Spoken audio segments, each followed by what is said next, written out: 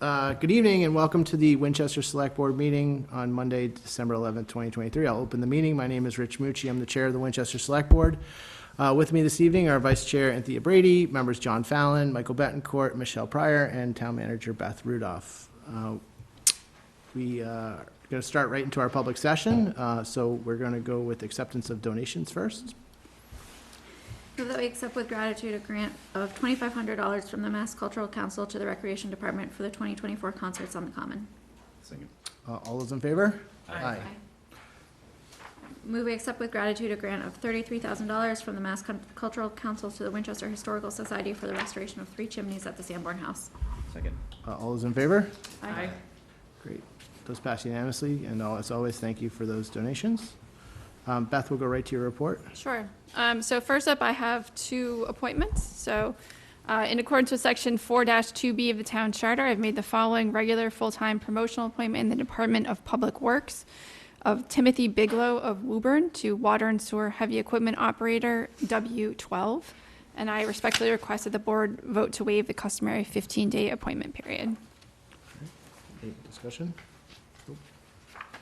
Move that we waive the 15-day appointment period to appoint Timothy Bigelow to the DPW Water and Sewer excuse me, Heavy Equipment Operator role. Second. All those in favor? Aye. Great. And the second appointment is to the Archive Advisory Committee. So in accordance with MGL Chapter 40, Section 8D, I've made the following appointment to the Archives Advisory Committee for a term to expire March 31st of 2026 of Susan Keats of Winchester. And I know there's no motion there, just a notification. Thanks, Susan, for her assistance. So just a few other updates. We are well underway on our communications study with the Collins Center. So we just wrapped up our survey, which wrapped up last Friday. When we spoke with them on Tuesday, we had over 1,000 responses. So I think that was a great effort on all of the staff's part to get the word out to folks and everybody in the community. We appreciate your feedback. They are going to be holding a series of virtual and in-person focus groups coming up in January. So if people, these focus groups will be limited to 10 attendees each. So if people are interested, there'll be one on how the town can improve communications and then another one on town website improvements. And so there'll be 4 total, 2 on each topic, 1 virtual and 1 in person. And thank you to Philip for letting us host one of these at the Jenks Center. So I appreciate that. And you can, folks who are interested, we're putting up flyers in the town center, trying to get the word out. And if you're interested, you can go to the town's website to sign up. A variety of construction stuff happening. Obviously, Eversource is here to give an update there. Lake Street Bridge, again, opened right up before Thanksgiving, but there is will be some road closures as we get that project totally completed. Lynch School, we did have a successful bid opening on November 30th. That's an agenda item this evening, so I won't go too much into that project. Washington and Cross Street, so the Cross Street Bridge repairs have started. Our contractor is out there. We expect that work to be completed by the end of January. And then the Washington Street work will proceed this winter, weather permitting, or in the late spring. We're also moving forward with the design work on the downtown improvement project, as well as the Lynch School traffic. And then we have a few projects that will be coming up next in early 2024 for construction. So the Woodside Road Winter Pond improvements, which includes putting a new sidewalk all the way along the big Winter Pond side of Woodside Road. Winchester High School drainage work that was funded at Springtown meeting that will be coming up this spring. McDonald Field Pump Station, that work is underway. We have the contractor on board and items on order. Town Hall, Library, McCall, Amber's roof design. We're executing the contract for that design work this month. That funding was approved at fall town meeting. Packer Ellis Tennis Courts, we have a staff meeting tomorrow to put together a consultant team to start looking at that. And then the Shore Road and Everett Ave culvert work, we expect to have executed contracts in early January for that work.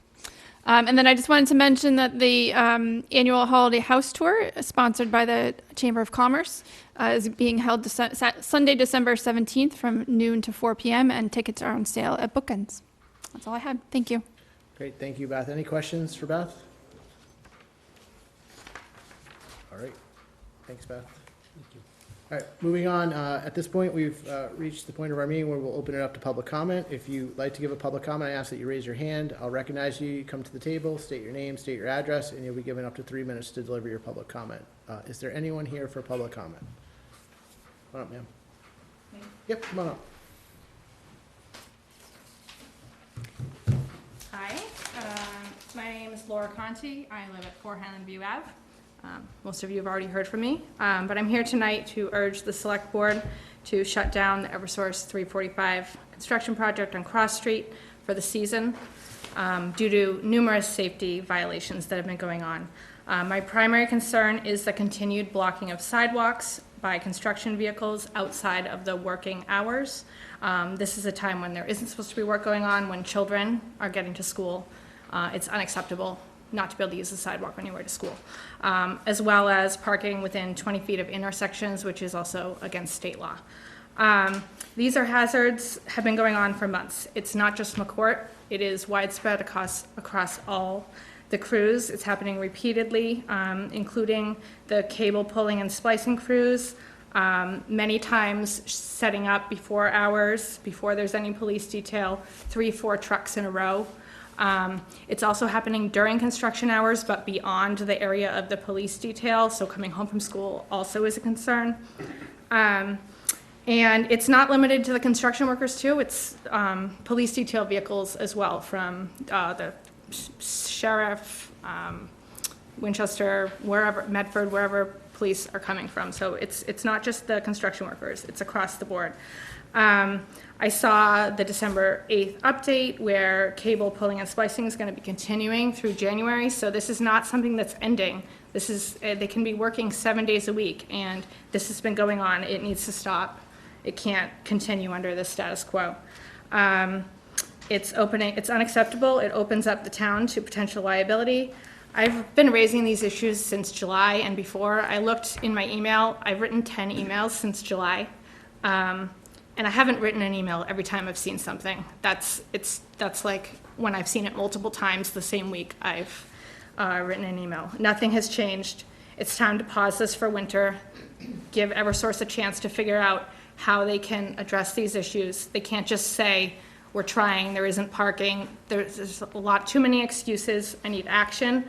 I've given recommendations on where they can safely park. There's plenty of opportunities. So thank you very much for your consideration. Thank you. Thank you. Anyone else here for public comment?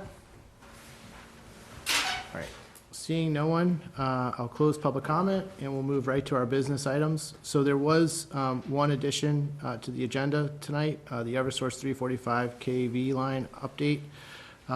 As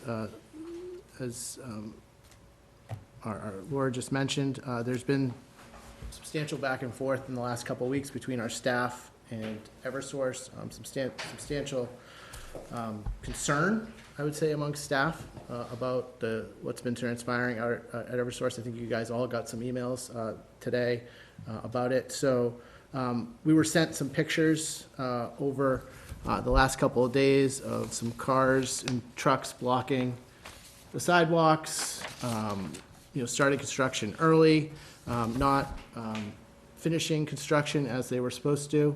I think you saw an email from Bob from DPW, our DPW director, on Saturday concerning work about metal plates that were supposed to be removed. So given that this is a public safety issue, I thought it was an emergency to add this to the agenda tonight to discuss it. I think there are representatives from Eversource here who I'll call up in a minute, but that's why this item got added to the agenda. Does anyone have any questions about that? Okay. With that being said, if there are representatives from Eversource, I'd invite you to come on up for a discussion. Bob, if you want to come up as well, you're welcome to.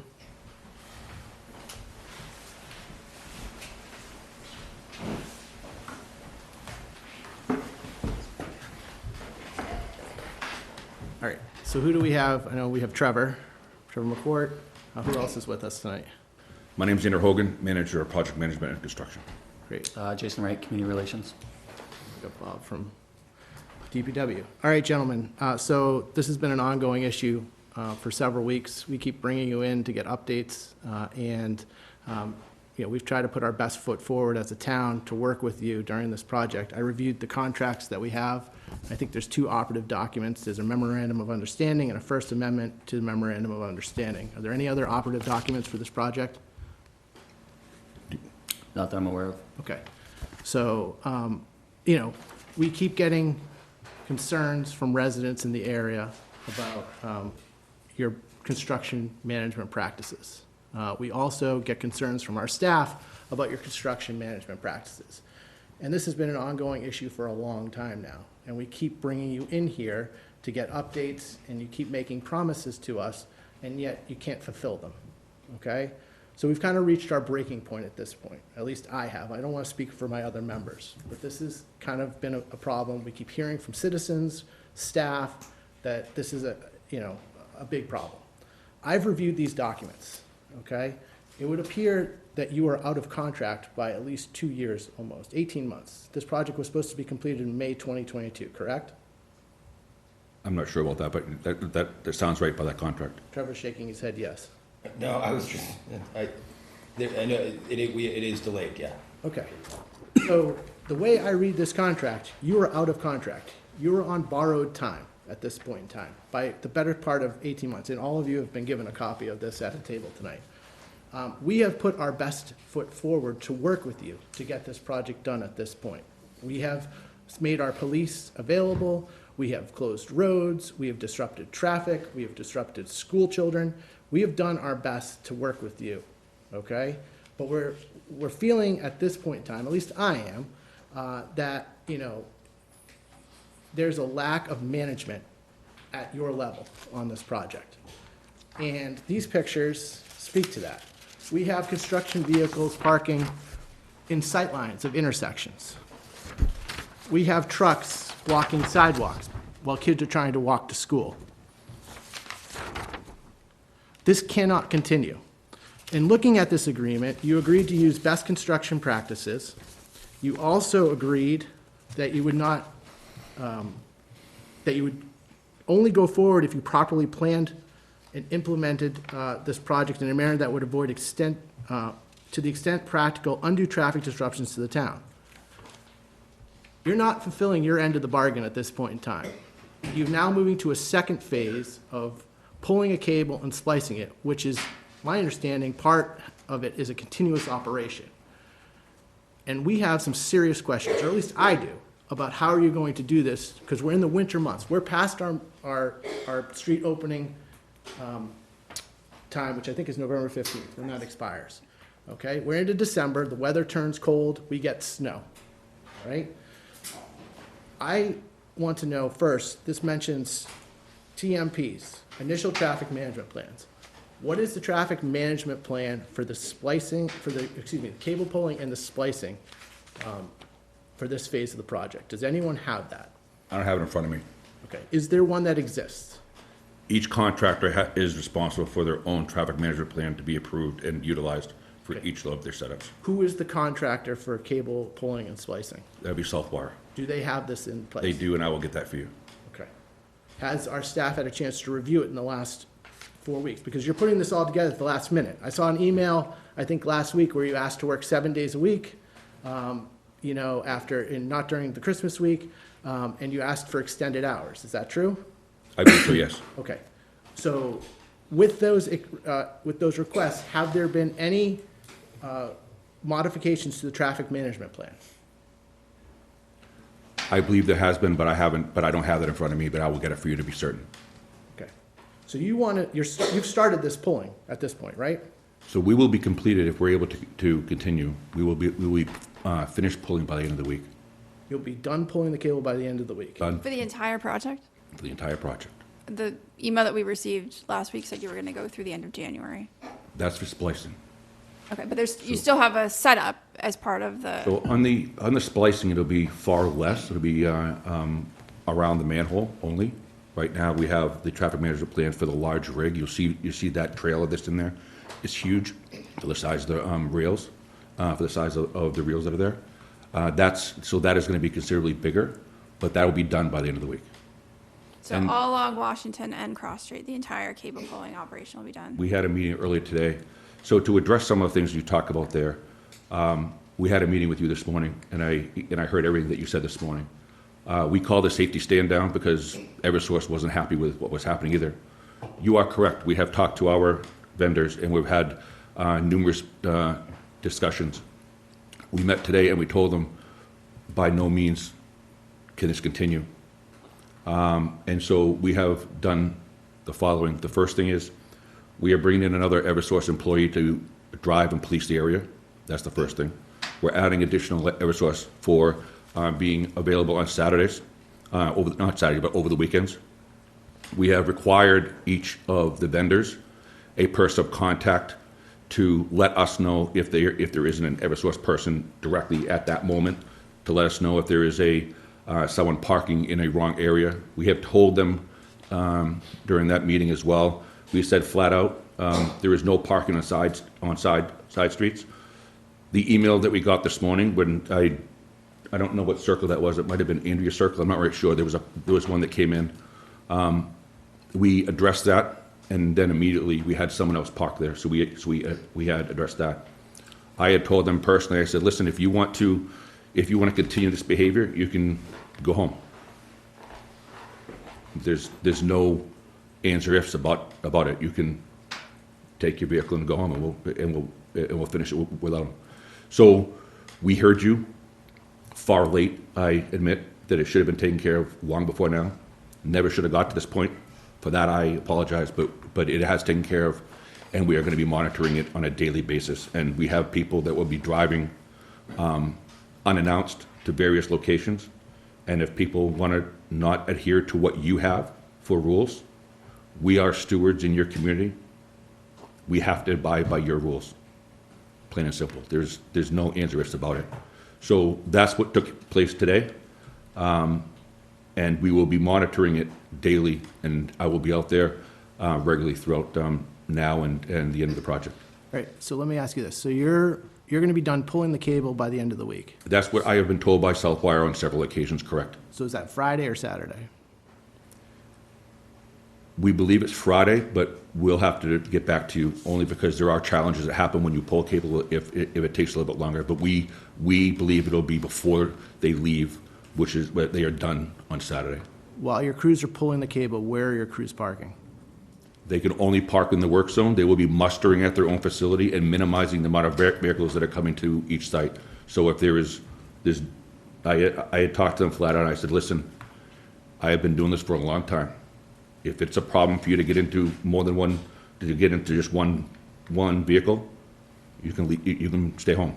It's that serious. So that's how we're moving forward. So each crew is going to have, I can't tell you each crew's number of vehicles, but we have required it to be minimized, and our construction rep is going to confirm that at each time. And if they choose to do something different, again, we will address it at that moment. So how many crews will you have pulling the cable? I think I should have those numbers. I think it's 2 to 3 right now, and we will have 3 splicing crews that are active in various locations. We're not splicing it right now, right? We're We just are. Yep. we're pulling? So we have some manholes where the cable has been pulled to from both ends, Yep. and we're splicing those. And we have some locations that the cable is being pulled. So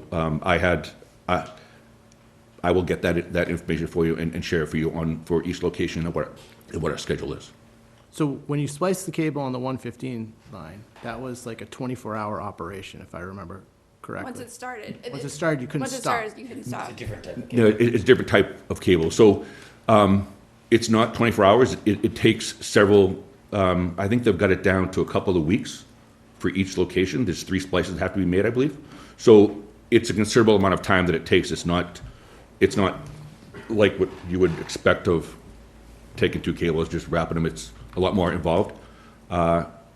We have a plan for them to be done before, I believe it's the end of January, but that is ongoing due to weather, and also to address your weather concern.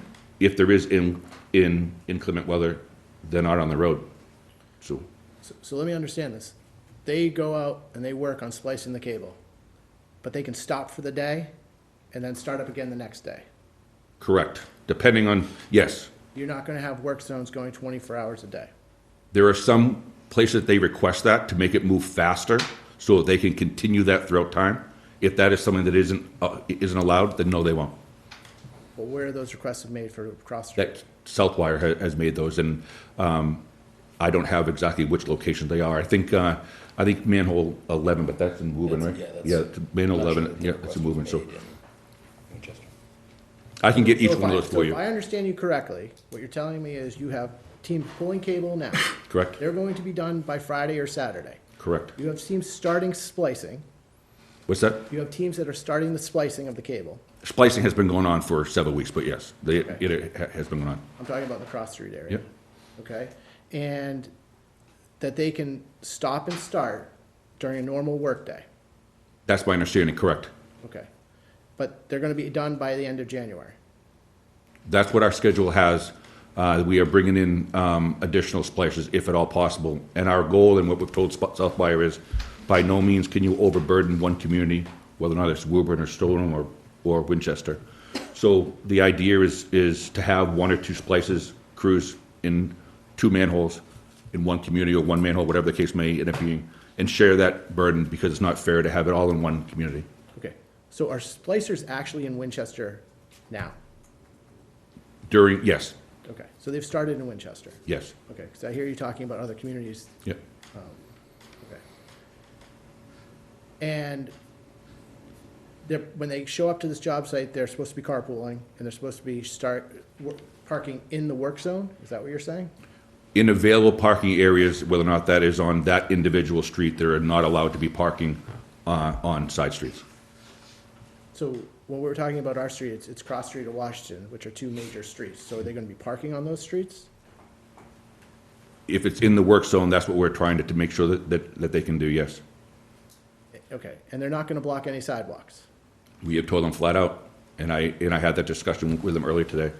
By no means are you gonna be blocking sidewalks. And I put the concern of what you just said to me, or earlier as well, is, we're in an area where we have a lot of children and we have people utilizing the sidewalks. By no means should that even be thought of as something that should be accepted. And where that started, I don't know where it started, but it's not acceptable. And so they won't be doing it. And if they want to do it, I'll either A, have them towed, or I'll be, and if that doesn't work, that they'll go home, either way. And what are we looking at for detours while this is going on? I mean, when you did the 115 line, there were extensive detours through a neighborhood for a couple of weeks. What are we looking at for detours here? I don't have those plans for you for those details, but I will get that for you.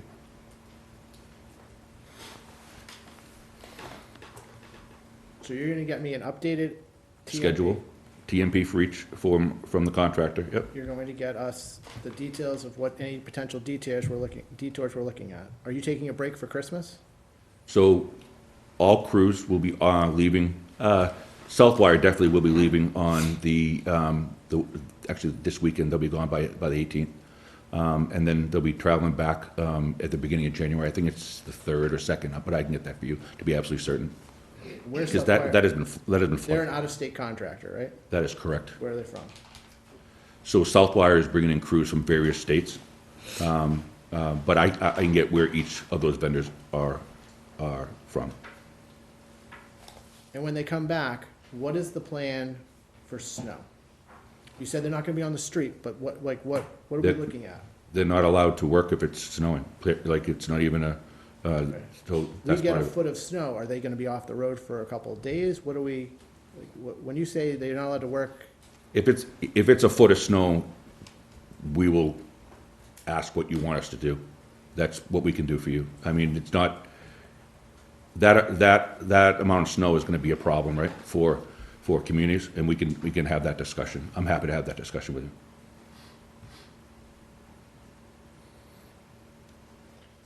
other concerns from staff? So, yeah. Or John, go yeah, ahead first. So, this project's, aside from being way behind schedule, there's really a lack of oversight. There's no other way to describe this. So we have your commitment tonight that, from an enforcement standpoint, whatever contractor for the duration of this job, if they're non-compliant with our protocols, you will remove them from the site until they can comply. That includes parking. whatever else, shutting streets down, whatever the issues are? Because we need something like that, because that's been lacking. It's I been a had said joke. exactly that. You're 100% right. Okay.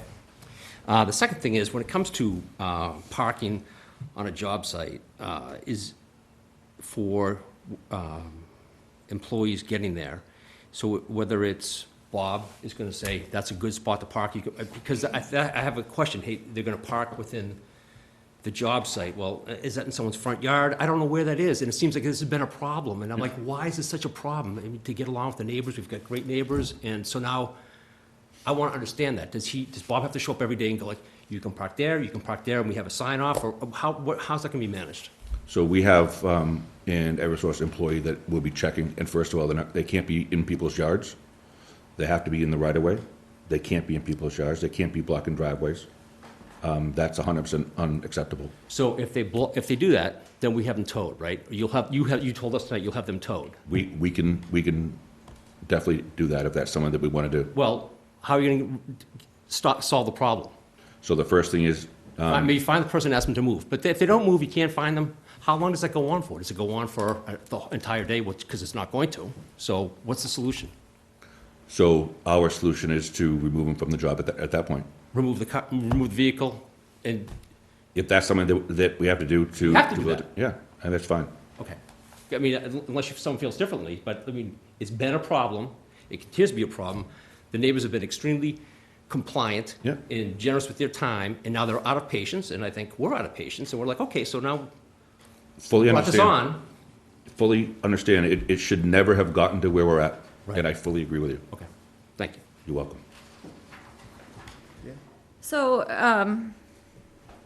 Laura's kids get to school on time, and mine don't, so I know that. But what that means is when she's sending pictures from her neighborhood where the streets are blocked, it's not during the day when, so I want to make sure if somebody is at the job site and they're checking that people are parked in the right place, is somebody there at 7:45 checking that the intersection, the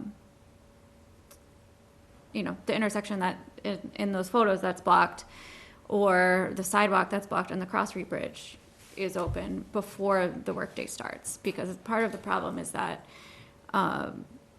if they're leaving to get to school at 8, those vehicles are blocking intersections, sightways, or sidewalks at 7:45, earlier than 8 o'clock. So also making sure that it's not just during the day that somebody's checking that, but, someone needs to know that this is happening beforehand and doing a spot check earlier and ensuring that nobody's coming in early, parking in those neighborhoods, and then if you were to come by at 8:30 and say you can't park there, well, families have gone to school and come back at that point, right?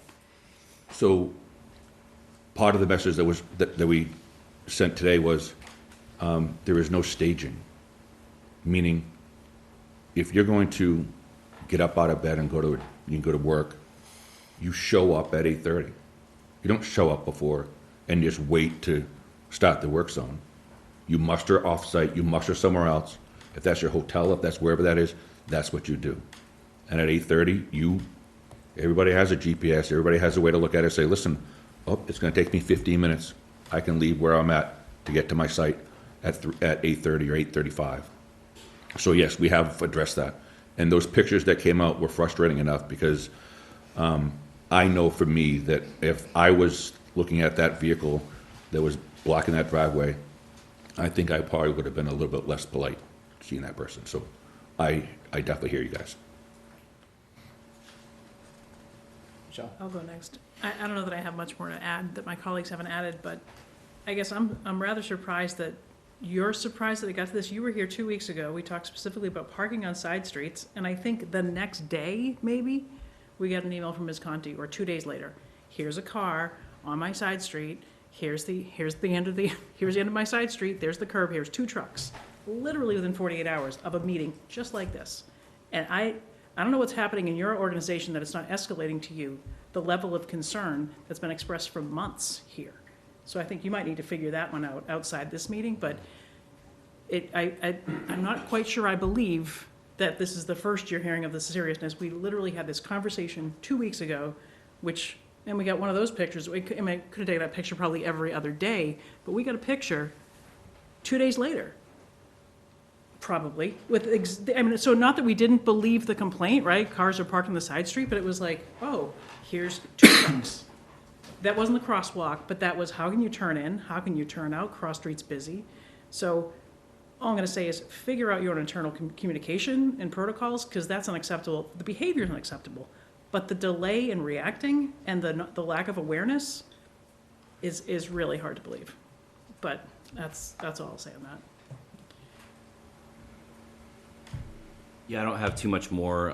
Thank you guys coming in on such short notice. I think over the past several months, we've appreciated your candor and being willing to really keep us informed. And the communication, I think, has been much better with residents as well. So there have been some improvements there. And I think that we've been working with you to try to accelerate the timeline because we have the same goal. We want this project done, right? So that's what is a little disconcerting that, we're at this point still, and it's really wasting everyone's time to have you guys come in so often, to be honest with you, and to meet with staff. So I guess what I would say is I trust that you're going to handle it and resolve it. I hope we can keep on a aggressive timeline, and we can, manage the project a lot better than this. I don't know if that means more communication with our staff. Seems like we have a lot of emergency meetings, and I don't know how many daily meetings we have with the town of Winchester staff or Bob. I don't know how often you meet, but it seems like we're in this cycle of something goes wrong, we have an emergency meeting, you come back into the select board, and we just want it done. When is this supposed to be done? When's the project? What's the target date for this? We are scheduled to have it in service in March. And March. I think testing end of January. Testing starting in February, middle of February. So March, right now, we have it scheduled. You would That- have, That's your in-service date, but restoration. there's months of work after Oh, that. so, Let's talk about what's most important to our town, which is the restoration of what you guys have caused over there. I mean, it is a mess to drive on that road. Bob, I'm driving on that road. I don't know how you're gonna plow that road in the winter. I mean, that's gonna damage our plows. I mean, it is a roller We've got a coaster. commitment from Eversource to pay for plows, so. Is that in writing restoration somewhere? would start right away in the spring. We'll present you guys a schedule as we're kind of wrapping up the punch list with DPW right now. We meet weekly, and we did get a written punch list from Bob and his team, and that's what we were doing the past week. But over the winter, the plan is to meet with them and come up with a restoration schedule and present that to you guys. And the restoration will feel different, right? That'll be a different project, right? There won't be as many vehicles, there won't be as much heavy machinery, and it won't be, as disruptive. And at that point, the restoration will actually see some sort of benefit of the neighborhood returning back to a better condition than it was before, right? I mean, that's the sense. we are happy to work with you to determine what you need Yeah. and what is going to be the best for all the communities to be able to get that done. Yeah, and the last thing that we want is somebody coming to work and then, trying to find a spot for parking and then towing them and then having to, them to get their car out and all that business. We know people are working in our community, but we need to get this done, and we need, especially in a very densely populated, part of town, we need kids to be safe and to feel safe. So we appreciate everything you guys can do. But I would say that we need to be a little bit more in really daily communication with the project if we aren't already at a high level. I would imagine, At a- Bob, at a Bob, We're very much in daily Bob, you can speak to communication this, but I would with them. assume you're on a hourly, if not minute basis with this project at some points, right? I'll just say for the last time, I've said it enough, how out of 30 years of construction, how poorly managed this job is.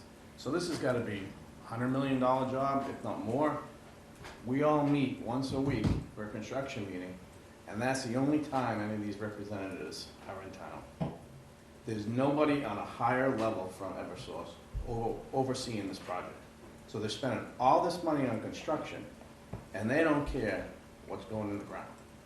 I've never seen anything like it. So, on the construction management point, I mean, they gotta do a better job. I mean, there's nobody on a high level watching this project. So on a more regular basis, Bob, I mean, it's also not necessarily your job to be the construction manager here, but I mean, is there a higher level of communication on a more regular basis? Doesn't have to be hourly meetings, or, hours upon hours of meetings every day, but just touching base. Do we have complaints? Do we have, where are the issues? Was somebody towed today? I don't know. Yeah, so we have a representative out there Yep. every single day, more than one, so, we'll just keep at it, yeah, we'll keep watching, they'll come right to me every day now. And so it's the responsiveness at the higher level, is that what the issue is? Well, the issue is that we shouldn't be the ones out there babysitting this project all day Yep. long. I mean, that's not what we're getting paid for, or what my. We're there to make sure that our utilities are protected Right, and that their construction doesn't affect our infrastructure. But when we had a conversation 2 weeks ago about, you talking to your crews about making sure they don't park on the sidewalks and the side streets, we can't be having that conversation every day. Because as Michelle said, 2 days later, we got the picture saying that nothing had changed. Like, we set expectations. I think we're very clear what we expected. It's not up to our field engineer, our DPW staff to go out there and point out to your crews that they're parking where they shouldn't be after we had this conversation. So is it fair to say we haven't had the right people come to these meetings because we haven't gotten results? I mean, what's your head of project manager? Pardon me? What's your title again?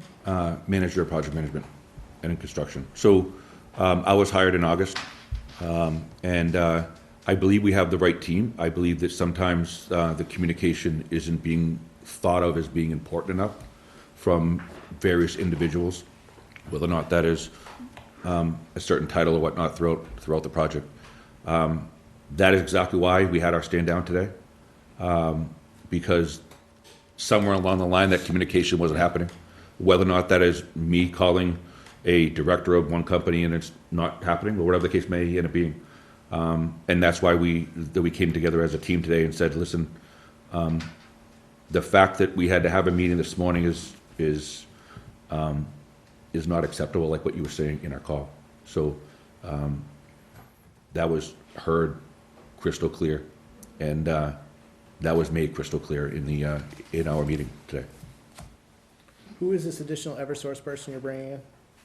Is it a team of people? What No, is we it? have, so it's from our construction rep. So we have, I don't know the person's name that we're bringing in, but we're bringing them in from another project. Okay, I asked that person be identified, or if it's a team of people, they be identified who's here on what day, and their phone numbers be made available to our DPW director and our town manager.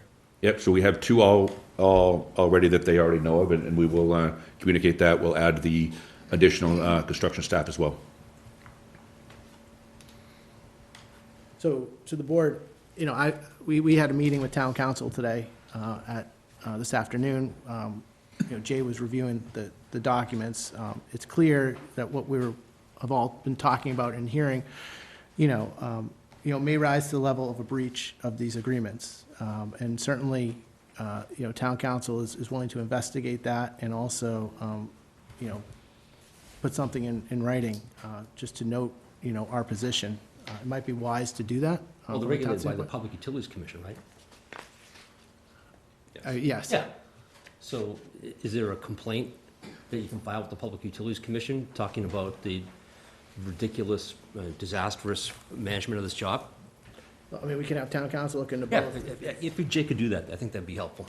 Because it just doesn't seem like, seems like we're just talking to ourselves at these meetings, making ourselves feel good, and people in the audience feel good, and then we get no results. So now we need really results, and we're gonna get them one way or the other. Fully understand. So if everyone's okay, I can have Jay, we can have Jay look into that, put something together, and get that out. I read through 5 Eversource agreements today. I hadn't seen them before because this is before my time on this board, but I was shocked to see, the timeline for this project and how out of compliance you are. And there was no amendment to it or nothing. That speaks volumes of how this project has gone. So,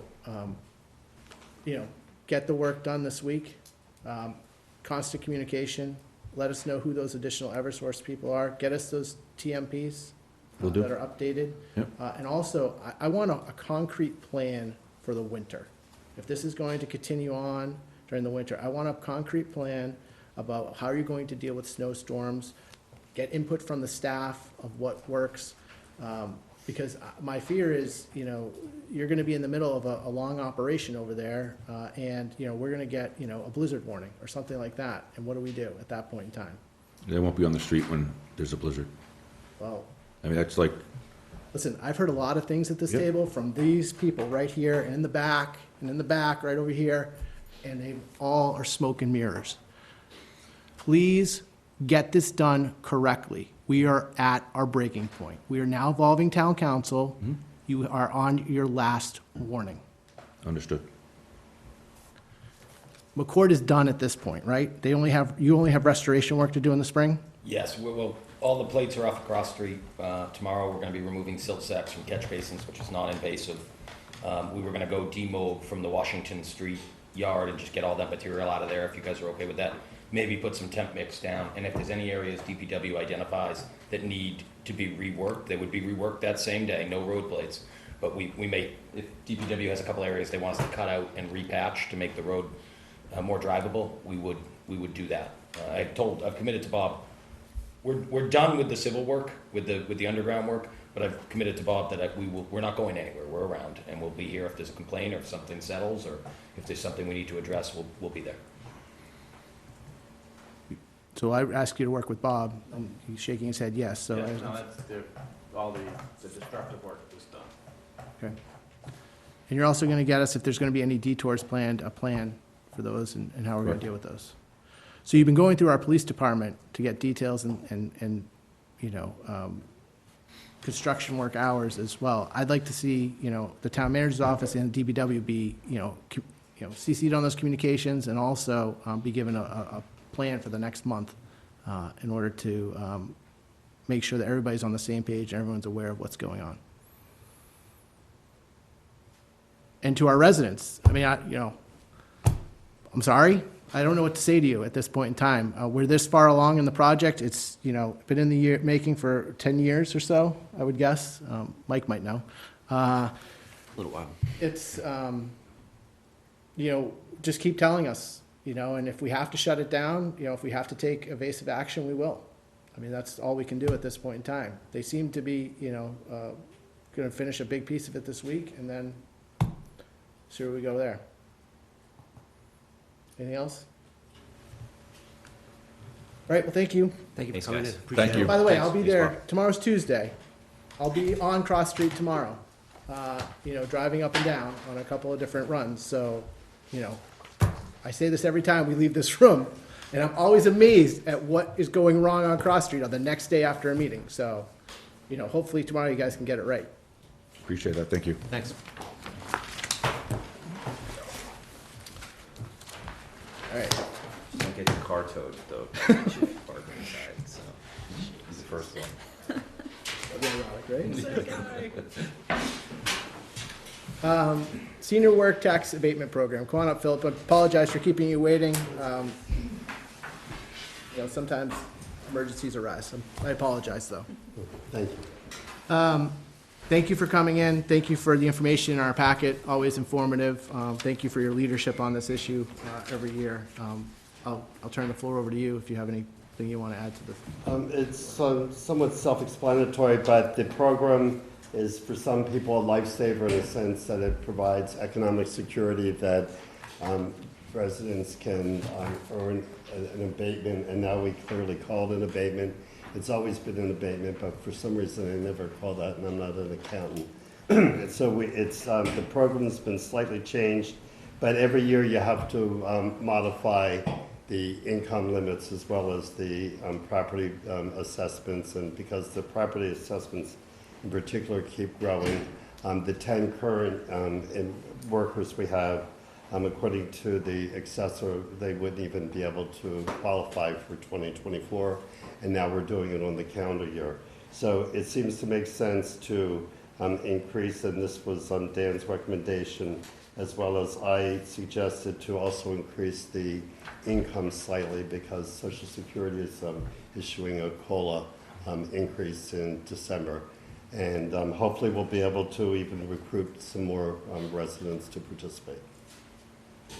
Great. Questions for Philip? Thoughts on this? Seems pretty self-explanatory.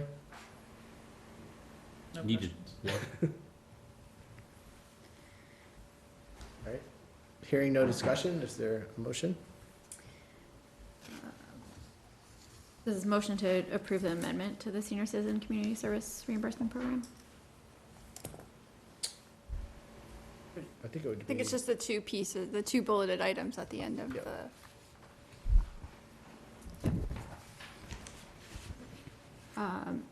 So motion to modify the Senior Citizen Community Service Reimbursement Program to increase the maximum adjusted gross income as reported to the IRS to $66,050 for a single person and $100,105 per couple from the current $64,000 for a single person and $97,000 per couple, and to increase the assessed property tax value not to exceed $1,350,000 from current $1,162,350.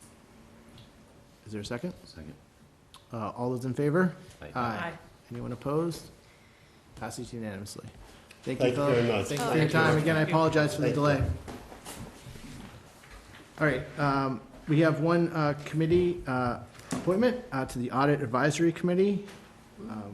Doug Marmon, I thought I saw, He is. he's here, he's here. Come on, Doug. Good evening. Good evening. Thanks for coming in. We have your application. Thank you for your willingness to serve on the Audit Advisory Board. Maybe you could tell us a little bit about yourself. I think all of us know who you are, but former have- select board member. I have been around here, but I have spent my career in investments and accounting, and I don't know that I really want to be on this committee, but I'm willing to serve. No one does. What kind of recruitment speech is that? What opening? Like, she's the one who stuck me with it. True. I did buttonhole you at town meeting. Well, I did serve on this for a brief period of time before I gave it over to Michelle, so. There you go. It is, Stacy does a great job at the committee. We have great auditors. There's a lot of good people on it, so, I appreciate your willingness to serve. Any questions for Doug? Only twice a year.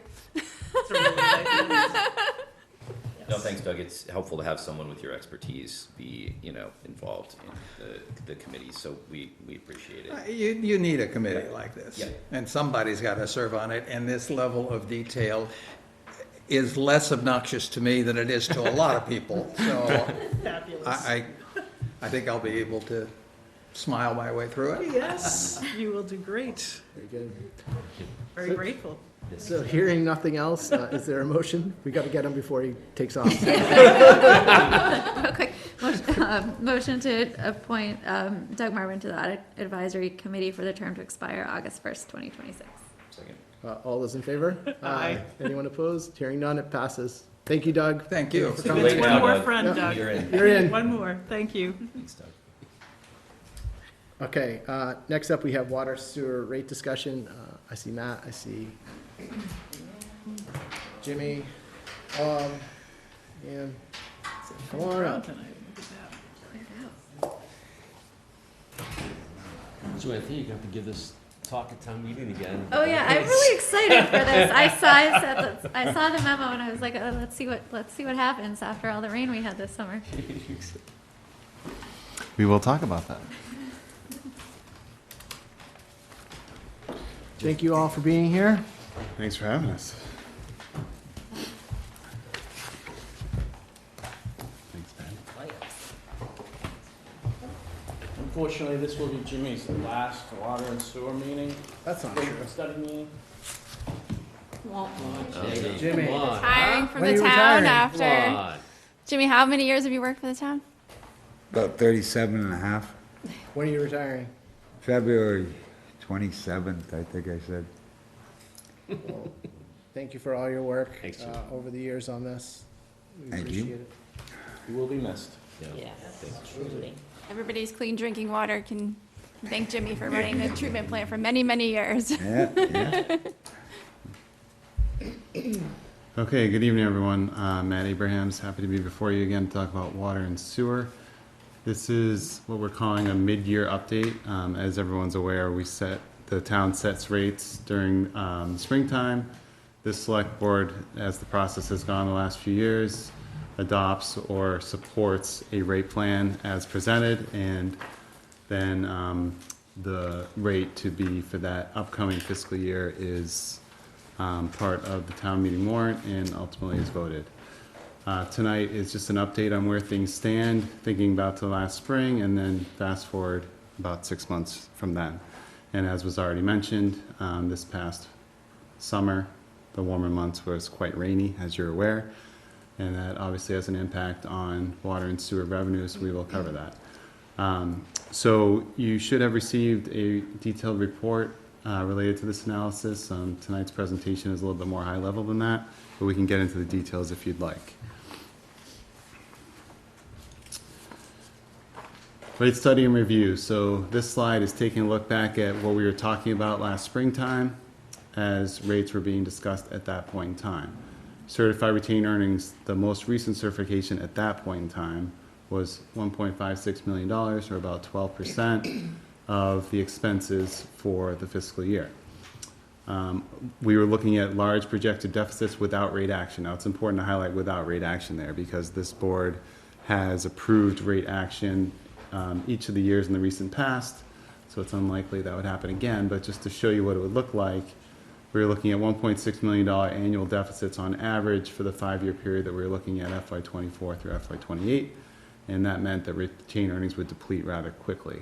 We had a depletion about a year and a half from that. Last March, this select board was presented with 3 rate options and supported a plan that showed 6.5% increases annually, so that's per year, FY24 to FY28.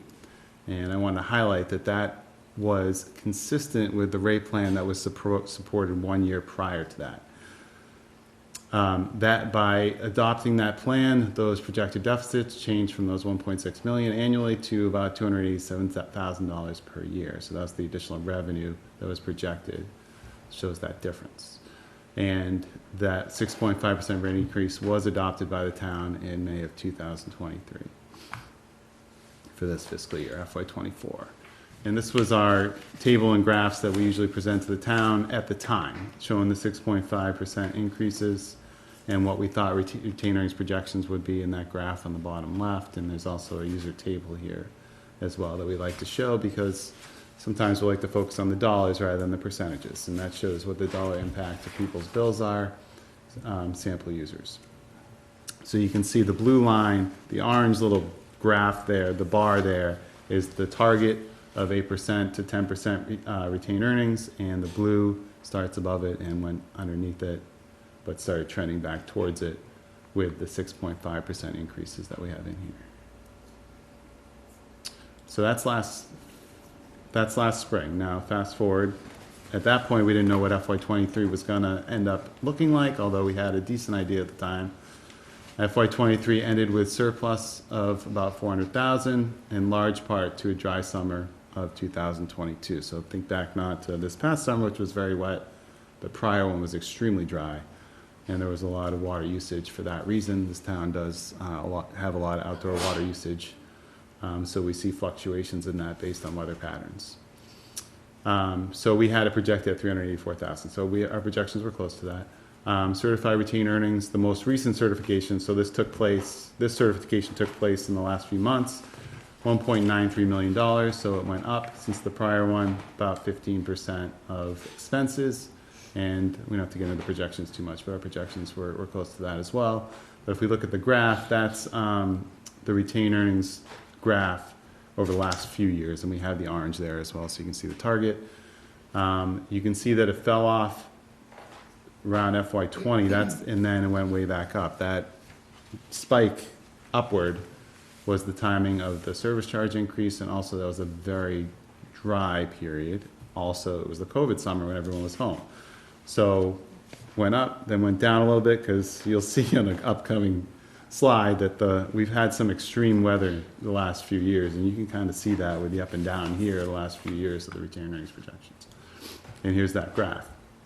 So this graph represents, and I believe you've seen a graph like this before in a prior presentation, rainfall compared to usage. The blue graphs are rainfall, but we're focused on just what we call the warmer months of the year, where it truly impacts people's usage, at least outdoor usage, April through September. So the blue is the rainfall, and the line is usage.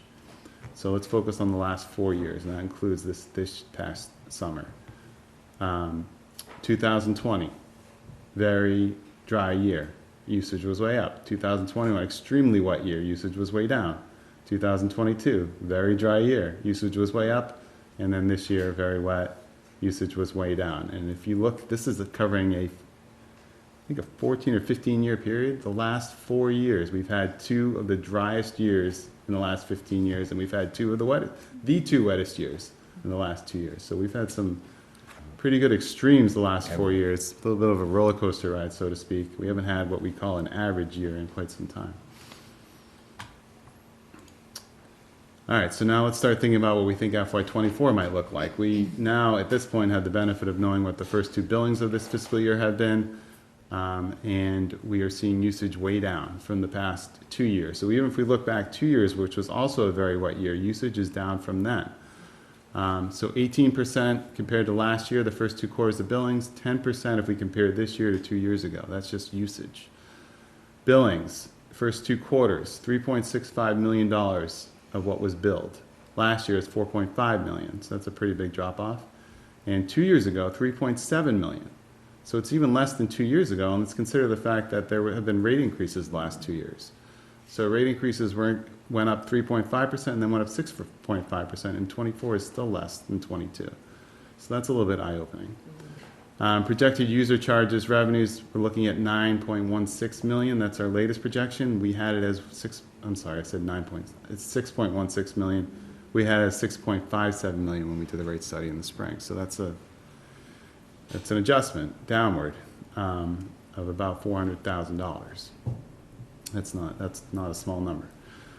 So this bottom part, when I say additional expenses, what I'm doing is I'm comparing that to what we had in the study in the spring. So we're looking at additional expenses of about $190,000 for FY24, and that has to do in part to the Nelson Street drainage project. We did not have that $225,000 project in the rate study in the spring, and that is being funded out of retained earnings. Also to balance, we had some minor decreases related to permit compliance and operating budget to get you from the 225 down to 190.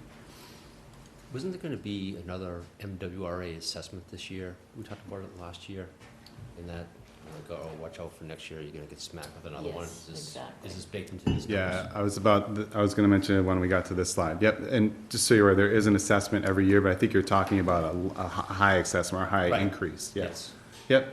So I'll talk about that as we go through this slide. So if we consider the numbers I was just throwing at you on the prior slide, we're looking at what I'm calling a bottom line, quote unquote, negative impact of $600,000 since the rate study in the spring. So if you factor in the $400,000 less in revenue, plus the additional expenses, we're looking at $600,000 of a greater hit than we were looking at in the spring. And that updates the projected deficit of $1.36 million. That's this year's projected deficit.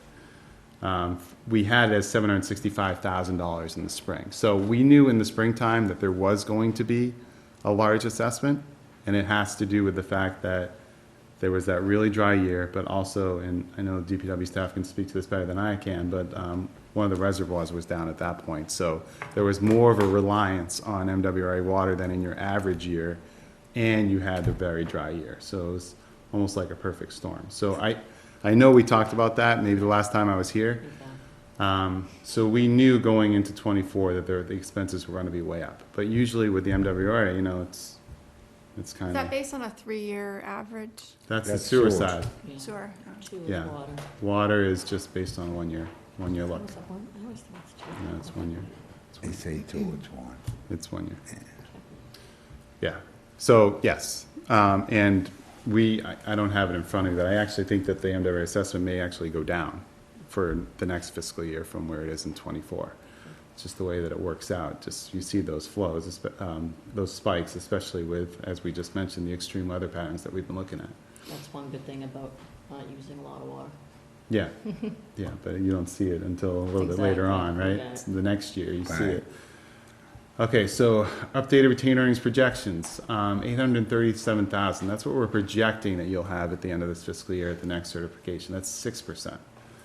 And that assumes that you're gonna do a rate increase of 6.5%. I'm not saying you will, but that's what we've had in the analysis the last few years. And that does matter because retained earnings in theory would be used to balance the budget if revenues don't cover it. So if you have more revenues, then you would need less. Hopefully that makes sense. And we had the projection as 932,000 for retained earnings in the spring, so it's come down a little bit. And that graph shows you where we think retained earnings is going to end up after this year. And you can see, unfortunately, we're back below the orange. And again, we're dealing with extremes, but still, this is the latest financial picture. We also include an additional 4 years in our look. So this is a slide on that. I don't really think we need to get into this too much.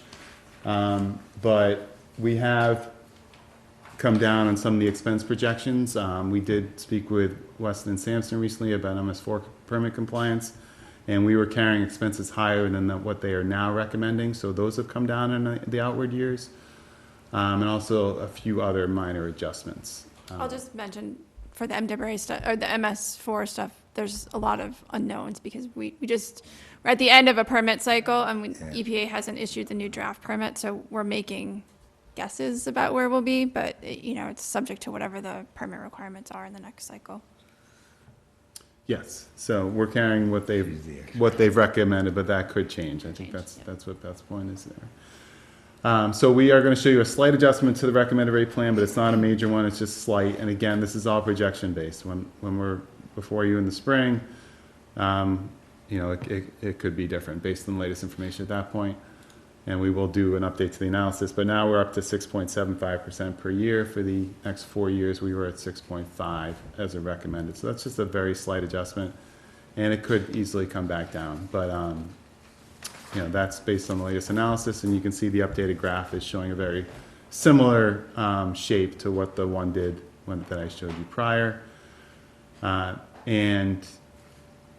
Just so you're aware, this was something that we discussed via email over the last week. After the rates were set in the spring, there was some discussion on what we consider the average residential user and the usage tied to the average residential user. We have updated that in our analysis. You'll see in the second line in the bottom table on the right that it's now 29, that's 2,900 cubic feet of usage per quarter. We had it as 2,100 for a very long time in our analysis. And there were some questions raised around that, and we did an analysis on that, and now we're comfortable with the 29. So I just wanted to make sure that you were aware of that as well, and we plan to use the 29 going forward. So this was all we were planning on presenting to you, but we're happy to take questions and comments at this time. But it's kind of status quo. I mean, there's a little bit more revenue that we think will need to be raised, but we could have a slightly different message in the spring as well. Thank you, Matt. Can I just ask a facilities question? Is our reservoir back up to where it should be at this point in time? They're all like full. And, I mean, this winter they'll be.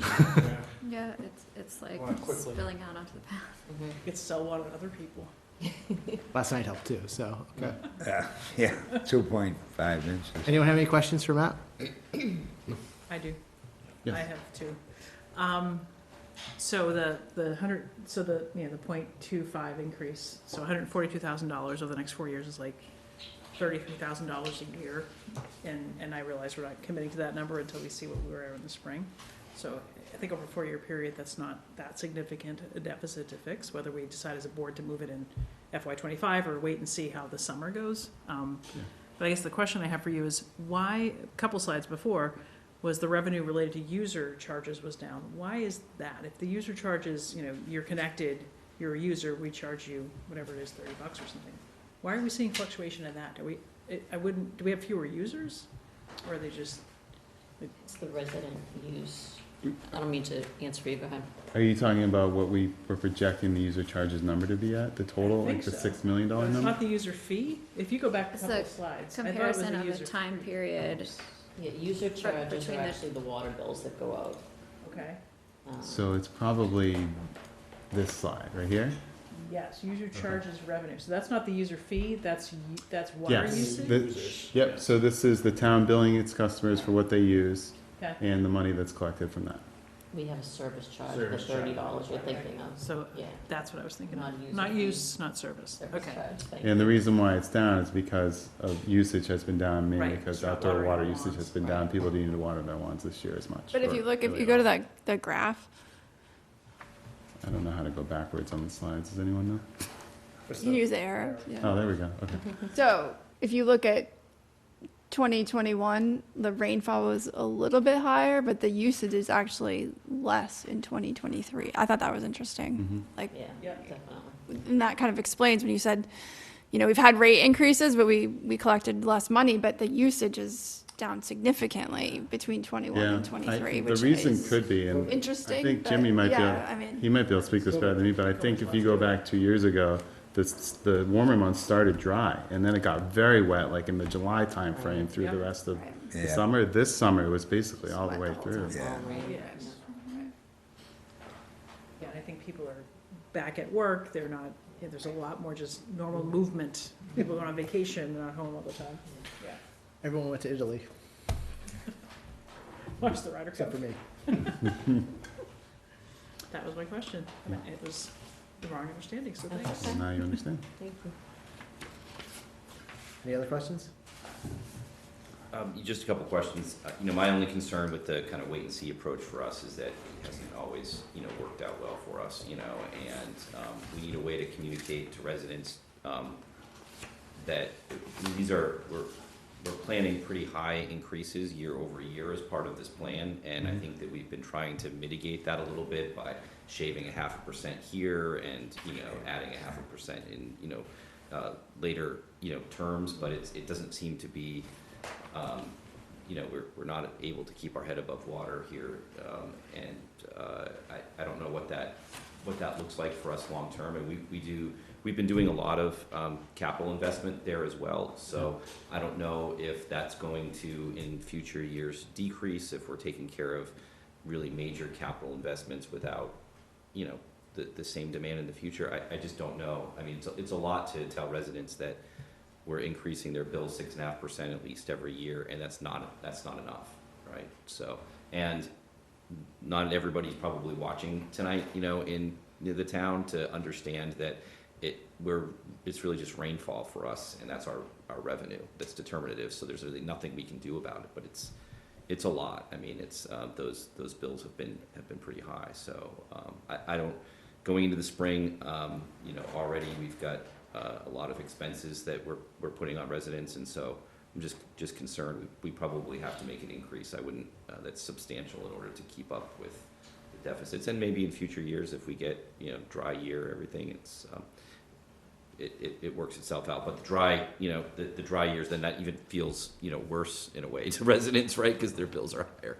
Yeah. So so I don't know what the solution is, and but I hope there's a way to kind of in the future kind of temper some of this and absorb some of it. I don't know what that is.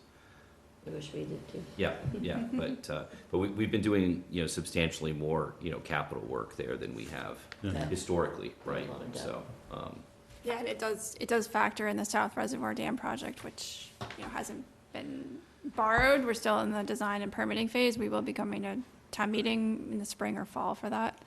But that's a significant project, which you know, his projections do take into account the Yeah, expected we debt have service all the amount. latest capital in there. but that debt service would be out of the water and sewer, right? So that- Right, that's what's, it's factored into his Yep. Right. Right. long-term plan. And we'll have the preliminary MWA assessments in mid-February, right after the budget goes out. So hopefully we'll get a decrease in that.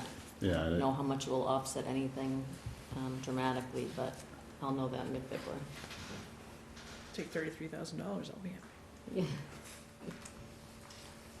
Okay. Thank you, I appreciate the update too, because I think That's we're good. all kind of looking out our windows for a few months and getting a little nervous, so. For good reason, I guess. Good for the lawn, bad for the revenue. Right. Pretty much. Yes. Exactly. Okay. All right. Well, thank you all for coming in. Thank you. Thank you. Thank you. Thanks, Jimmy. Good luck. Thanks, yeah, thanks, John. Jimmy.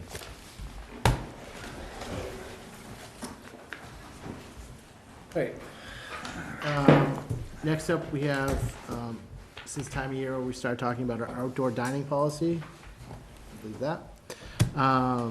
We like to make it available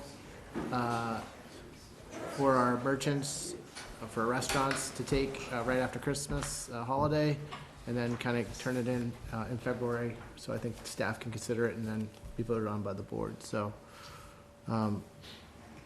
this is the same policy we've used, Beth? Is that fair to say? Just kind of Correct. updated? Yeah, I just updated the dates, obviously, and then I highlighted the areas where I thought we needed to just consider if you wanted to make any changes, specifically the duration of the season, the number of spaces we allow, and the proposed licensing fee. Did we extend the duration last year? We did. We did, right? Yeah, we did, and yeah, I think that we've heard a lot of, feedback from residents about that being too long. I think we experienced that as well. It was kind of unseasonably warm last year, and I think, extended it out a couple weeks, but, So the date we had this past season was April 10th to November 15th. Right.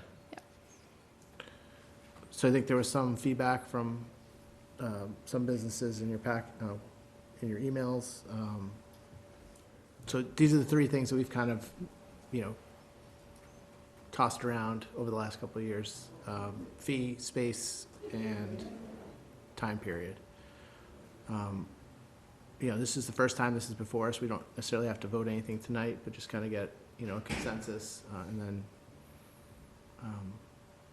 kind of go from there, unless you want us to Nope. vote No, it. I figured it would just be a conversation tonight, and then we can bring it back for a vote. Sure.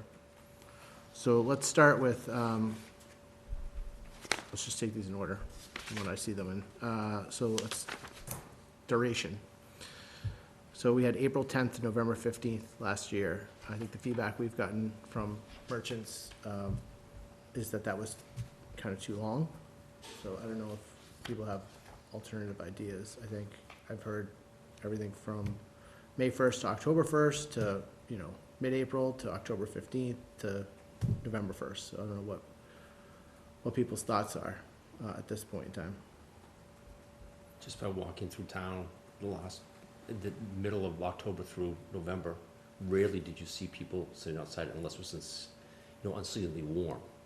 So I'd be an advocate for at least shortening up that part of the year. I don't think that would harm the restaurateurs.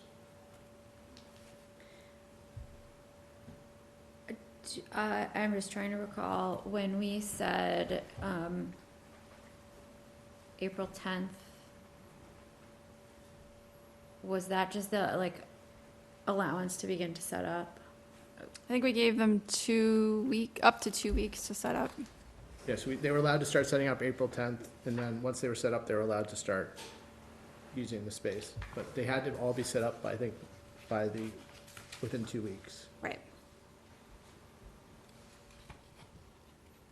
I'm kind of with John. I'm not sure if it May 1st, May 15th, but I think a start date in May and an end date, no later than Halloween. I mean, daylight savings is the first Sunday after Halloween. It's dark at, before 5, whether it's October 15th or October 31st, or, the last Sunday of that month of October. I mean, if Halloween falls, if 31st is a Wednesday, do we really want them busting down things on Tuesday afternoon? I don't know that we care, but I think ending it around Halloween, if not a little bit before, and starting it mid-May or 1st of May, I think we absolutely could shorten this up by a month on the front and 2 weeks to 4 weeks on the other end. And I don't see that it's gonna be all that harmful. It's dark, it gets cold. They don't need to do heat lamps. We're not in the COVID sort of reality, thank God, anymore. So we're not trying to get out there and eat outside with heat lamps going. So I think I'm open to any number that starts with May and ends in October. yeah, I'm fine with May 1st to October 31st. I think that makes sense, and, I don't know if that reduces our fee as well for the restaurants that are participating in that. One of the things that we hadn't really talked about is that we do give I forget what the space is that we have, 4 spaces or whatever it is. I mean, we could always, in October, we could carve away a space if that's, necessary as well. So to diminish it a little bit if that is more helpful for the retailers. I think the concern, the issue there is that, you know, the way these setups are now, they're kind of elaborate, right? And Yep. you've got some people putting flooring in, you have, you know, barriers. I mean, to your point, Mike, I think to shorten a space might be more trouble than it's worth for some of these restaurants and just the way their systems are created, so. My only suggestion or thought would be on timing, given, when. Sorry, That's our April heating vacation is? Like, what? Figured. Given when April vacation is, which is sort of April 15th or so, that allowing a start date of April 15th allows for some setup to occur when things might be a little bit quieter, versus a start date of May 1st when, you know, giving people 2 weeks to get set up May 1st versus giving 2 weeks to start setting up, when there's a week when a number of, you know, folks are away for April vacation. Yeah, I mean, where I kind of felt was April 20th to start setup, and if they're set up to be able to kind of hit the ground running, you know, in early May, and then I said October 15th, only because I just think those last 2 weeks are kind of useless. I didn't see anybody, the last 2 years, I haven't really seen anybody sitting outside after that long weekend, so. That's just where I landed. I thought, you know, if they're able to be set up and hit the ground running May 1st, I thought that would be helpful. And some of these setups do take a couple of days to set up, so, with deliveries of barriers and installation of decking and railings and things like that, so, I don't know. That was just where I landed, but, you know, we're within days, so whatever anyone thinks, the consensus is.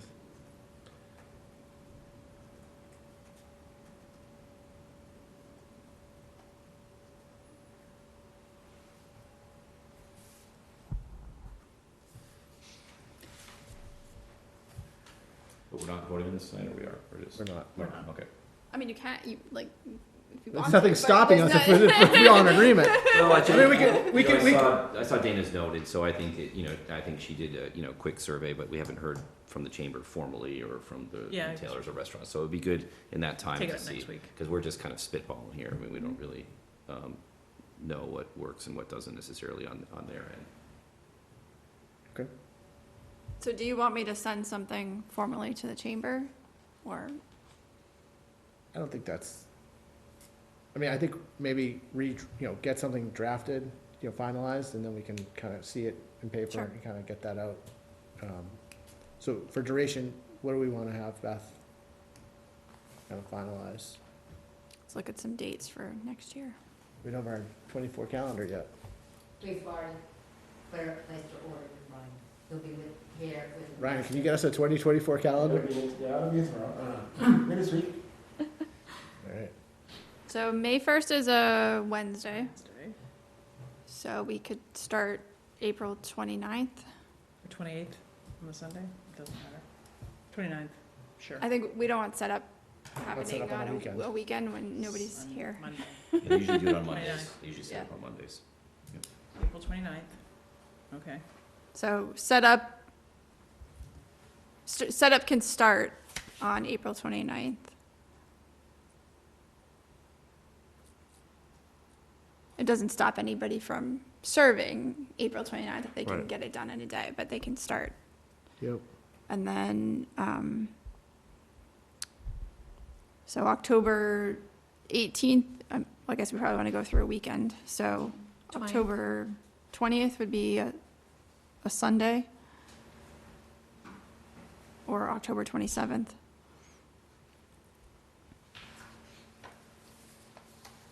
Thoughts? 27? Yeah, 27's fine with me.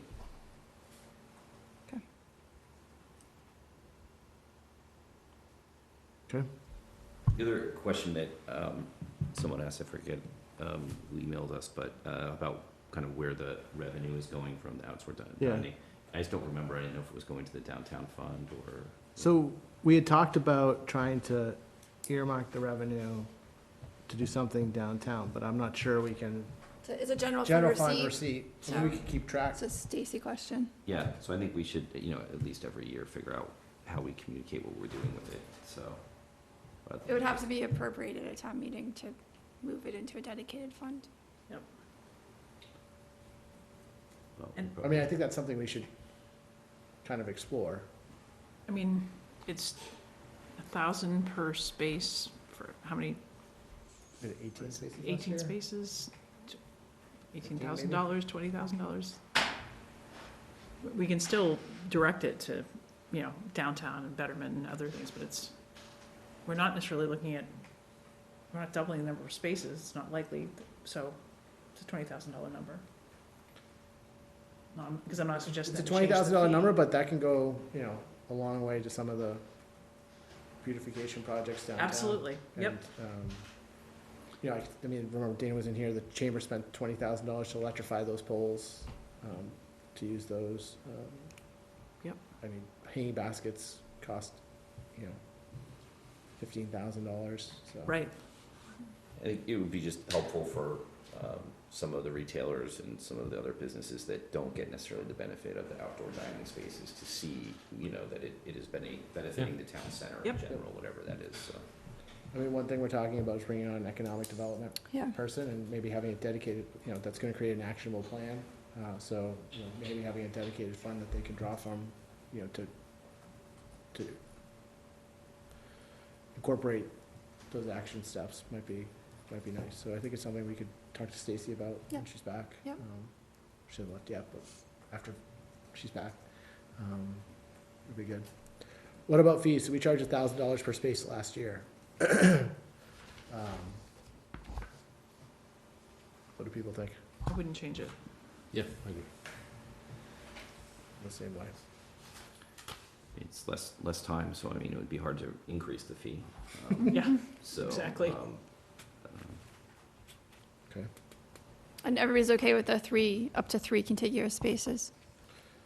Yeah, so there was just some discussion, I think, in some of those emails that we got, that they didn't want it in front of, it should be in, front of their restaurants only. I'm trying to think of the spaces, and we could see when the maps come in. I mean, you can always reserve the right, say, 3 contiguous spaces and see, what it is, but I can't. I think the ones on Main Street are the hardest, like First House, Right. just because they have a shorter frontage. Lucia's and Black Horse, I think it does mostly just stretch the Right. length of their And business. Ottawa shared it last year with La La Patisserie. Patisserie. So, Okay, yeah, that was the one I was thinking that might extend past their footprint. Mhm. But The if idea was the they were abutter doesn't care, then they can have the 3, I suppose. yeah, they had shared it with La Patisserie last year, or last 2 years, so. Okay. I mean, we can leave it at 3 contiguous spaces and see how it comes. Okay, everyone okay with that? Yeah. Mhm. Is there anything else you need us? No, I think I'm really only changing the date. And it was February, so you have. Yeah, we had it due February 16th last year, so let me look at. So the 19th is President's Day. So the Do you 15th wanna is do the earlier, Friday. Beth? It's the day your budget's due.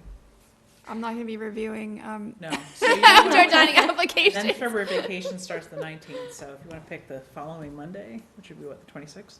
So I think you want to make a decision in March, because people need time, and in April we start getting to town meeting. So if they were due, There's always some chasing that has to go on for certain things Yeah. for staff, so I'd make it around that mid-February date. I actually think the 16th might be fine. That's a Friday, and then the next week, like you said, is school vacation. So if we needed Okay. to chase people, and then you'd have 2 meetings in March in case you needed to have any kind of go back and forth with people. Beth, do we need to do something, clarify something in the application, because we had an issue with First House Pub last year. And I don't remember if they said, hey, the building inspector said it was okay, but they needed authority from someone else to change, to make a pergola. I mean, it came out great, but it was just, Yeah, I think it's just setting the expectations that what they put on the plan is what is gonna go in the ground. And any changes, Have to come back to go you. back. right. So So we have a to new, say we have a that in new, there, that we should, We can meet. it says it in there now. It is in there, yeah. I just think, we'll have a new building inspector this year. So first time probably doing it. So I just think internally, we need to just make sure that everyone understands what the protocol and what the expectations are of the restaurants, that this is their plan, this is what they say they're gonna build, anything different needs to come back for approval, unless it's something de minimis. Where is it in the document that says that it needs to be approved? Because the issue is that it was approved by the building inspector, but not by the select board. Right, and that it still says that. I just think we just want to make sure the building department What, enforces sorry, it. I'm just. Oh, it's under E. Under 3E is where the building department review and approval thank you. falls.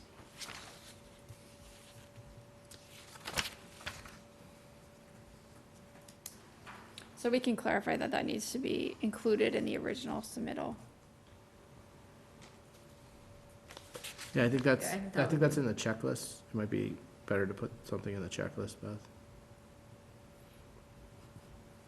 On the back page. General guidelines, Yep. maybe add something there.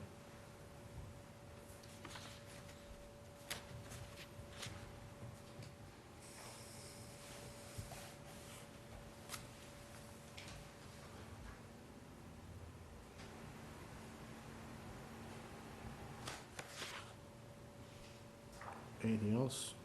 A related question. So not specific to this, but in terms of parking, I know when the changes to the intersection on Waterfield and Church, we lost a handicap space. Right. Is there, in considering that then in the summertime, this is gonna take up, up to, 18, 20 parking spots, are we able to do temporary handicap spots or just a way to make sure that we designate some more accessible parking? Yeah, so I think that was one of the things I had talked to the new town engineer about was maybe, with engineering, DPW, police, and maybe getting the disability access committee involved just to kind of look in the town center. Because like you said, we did lose that one spot. Is there a few other spaces that we might want to designate as handicap? And then we can bring that to the board to have kind of a more global look at how to better improve that. We talked about maybe moving the space down on Waterfield, but that's a slope, so I'm not sure. I'd want to get some input from the DAC on their thoughts. Yeah.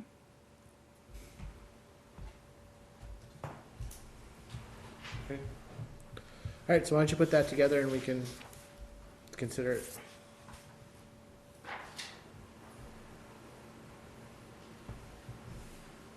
All right. Moving along. That's a mess. The next three items, capital planning update, ARPA funding discussion, budget summit discussion. Kind of all dovetailed together. So I guess, Michelle, John, I'll ask you if there's an update on the capital planning stuff to start. Yeah, John would love to get No update, no, not that. We're working with town staff and capital planning, Pete, who else was there? Chris Nixon. Today, we had a meeting today for a couple hours, went through a list of projects that, this came from capital, right? From you? I mean, It came from you, town I- manager's budget, but Yeah, it's a reflection of what was in capital, and we went line by line, project by project, to understand how urgent they were, and if they weren't to get done, what the consequences were, and to come up with just a general understanding of what's the scope of capital projects that should be executed in the next 3 to 5 years. And we came up with a list of that, and of items, more or less agreed to. And then we have a tentative schedule, if you work back from the date for an override. But, there's some things in play there, like we had discussion about the Mystic School heating system. Right, and that was originally on the capital, maybe 2 or 3 years out, but that's really not gonna be 2 or 3 years out because it needs to be addressed right now, and it affects 500 kids, so it's something we can't blow off. So with, I mean, that's it, and I can, versus going through every date on here, I'd be happy to share this via an email or. We're gonna meet again in January, so we sort of, it's that group, it's capital, SMEA PBC, we're gonna add a FinCom person. Yes. Gonna meet again right before the budget summit, and then hopefully by mid-January, have an idea of, you know, how does all this stuff get funded, as John says, within 2 to 5 years? Where does, by the time we get to the budget summit, is there any use of free cash that potentially might go in the town manager's budget to go there? We'll know more about ARPA, maybe even sooner than that. But that's the path we're on. We really couldn't find a time during the week between Christmas and New Year to try to pull the group together.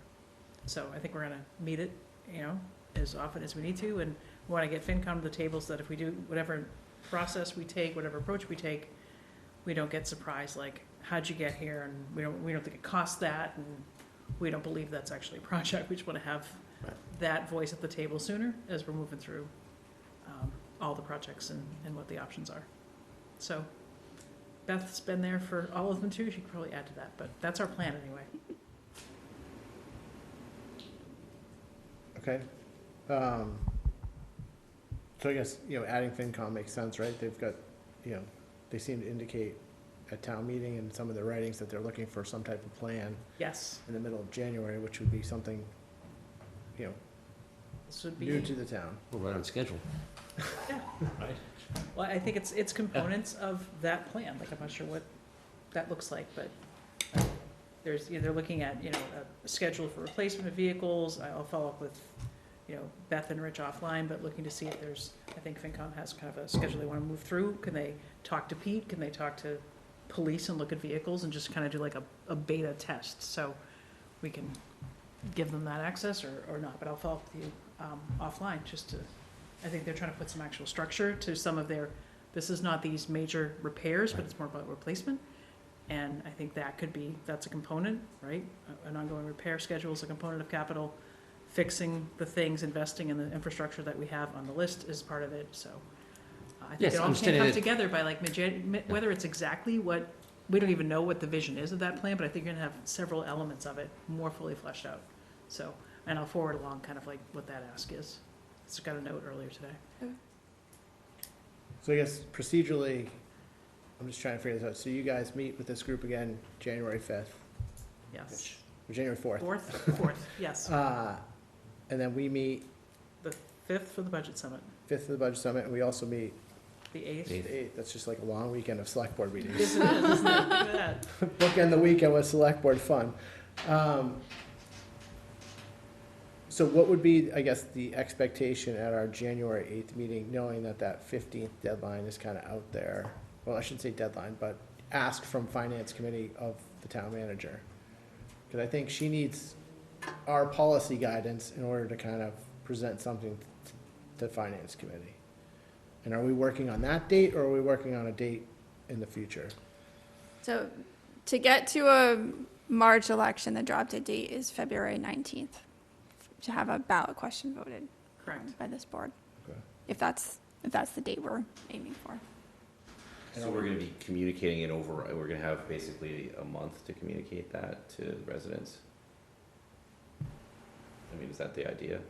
6 weeks, right? If it's February 19th, the date we have to vote by, and our election's March 30th? I mean, there's no reason you can't, if you're headed in the override direction, you can certainly vote it before the 19th. That's just That's the drop dead that's the date. drop dead date from Mary Ellen's perspective to get a question on the I had warrant. 2/5 down as the vote date, so give us like 6 weeks. When's the election in March? I thought, was it, I thought the 26th. 26th? No, it's on a Saturday, it's a Tuesday. The 26th. It's a Tuesday. It's not a Saturday? I thought we moved all I think elections because to- it's the primary, right? Isn't it? the- No, there's a primary and there's the. I think there was a town. reason. Yeah, she said there were two. So much really. All the elections are on Tuesday In 2024? in 2024. So it's in March. Oh, yeah. Presidential primary on March March 5th. Town election, March 26th. State primary, September, which I think is the first day of school. And state/presidential election, November 5th, all Tuesdays. Well, Tuesdays. So John, you were tracking potentially select board to vote February 5th. So, Rich, for your January 8th meeting, I think we're gonna be processing budget summits. Maybe we can have a conversation after that as a board, but I don't know that we can vote anything on January 8th. A number, we could get leanings and inclinations by January 8th, but I don't think we're gonna have enough. Okay. So I'm just trying to figure out from a, I guess if we're in process, I'm just trying to figure out what does the town manager have to deliver to FinCom, because they're hot Yeah. on this January 15th deadline. So They if we're saying we're working on this, you know, in order to help the town manager, should we go to FinCom now and say, hey, look, you know, you're gonna get this February, whatever date? I guess I'm just trying to figure out how everything interplays at this No, point. I get that. So I was gonna say, ideally, why don't we'll bring a FinCom member, whether it's Derek or someone else, Yeah, into the fold now, so we can manage expectations and understand their expectations. yeah. So I think we'll we do can that. talk to them before then to understand, you Yeah. know, what are the components they wanna see in that plan, and what is it that John and I in our little group can deliver? What is it that Beth might wanna augment from what's known? But I think we could talk certainly by the 4th, but maybe beforehand to get just an outline of what that deliverable is. Yeah, I mean, think that's reasonable. So, you know, I need to spend some time working on that report, so my goal is to try to work on that the week of the 18th and the week between Christmas and New Year's, because then after that, it's gonna be all Yep. hands on deck to get the budget done for the 15th, because the school budget comes in at the end of January, so there's a lot of steps in that process. So what are the things that you and Mark, Michelle and I can work on in the next 2 weeks that will be helpful to you? Yeah, so I mean, I have a rough kind of outline in my head of what I think is going to go into the report. Obviously, you know, whether we have everything nailed down that we're recommending for an override, or this comes out as some questions, right? 'Cause, I mean, there are items that were voted at fall town meeting. There's recommendations from the capital planning committee for items to be voted at spring town meeting, and the big unknown is those other items that we fund outside of the stabilization funds. And so whether that's laid out as a recommendation or a final plan, or just some ideas of what the options are in that report, I think that's part of the conversation. Yeah. Why don't John and I try to chase down what some of those expectations are while you're doing that? Yes. Okay. I think we can. Great. But that, what you just described makes, I mean, it sounds good, makes sense. Is it just the organization of it, is what comes first? Right. But maybe John and I can take an action, try to chase it down and save you that. Okay, that'd be great. So are we looking at alternatives to an override, or are we just Yep. looking at presenting an override number and voting on it on a date? Well, we're looking at other ways to augment the total. So pick whatever that number is. Yep. We determine the scope of work or projects, Yep. 25 million, 30 million, whatever that number is. And then what can help fund that? Free cash, Yep, CPA, yep. and what the delta is would be the potential amount of an override. Yeah, I agree with John. I think we also, we started down this path of, you know, even before town meeting, what's the plan to fund this in the next 2 to 5 years? And I think that's, to me, that's kind of the ask, and where does an override fit, and is it, you know, in March, is it sometime later? I think it's all of that, and I think that's the plan, that override has to be one of the options, but it's not the only option. Okay. Yeah, no, just make, because even, you know, even seeing this memo from Pete, I didn't understand the Mystic project was a priority coming out of capital either. I don't know if the schools have elevated that. It just was something that bubbled up here in the last couple of weeks, so it's brand new. From the, oh, okay, so the schools, they wanted to accelerate that, and. No, it was well, Beth, do you want to talk about what's Sure, going on? yeah, I think, so you saw in Pete's memo, the heating system is original to the building, right? 120-year-old heating system. There's some repair, replacement, maintenance work done on the boiler, but the steam heating system and piping system itself is original to the building and is at the end of its useful life.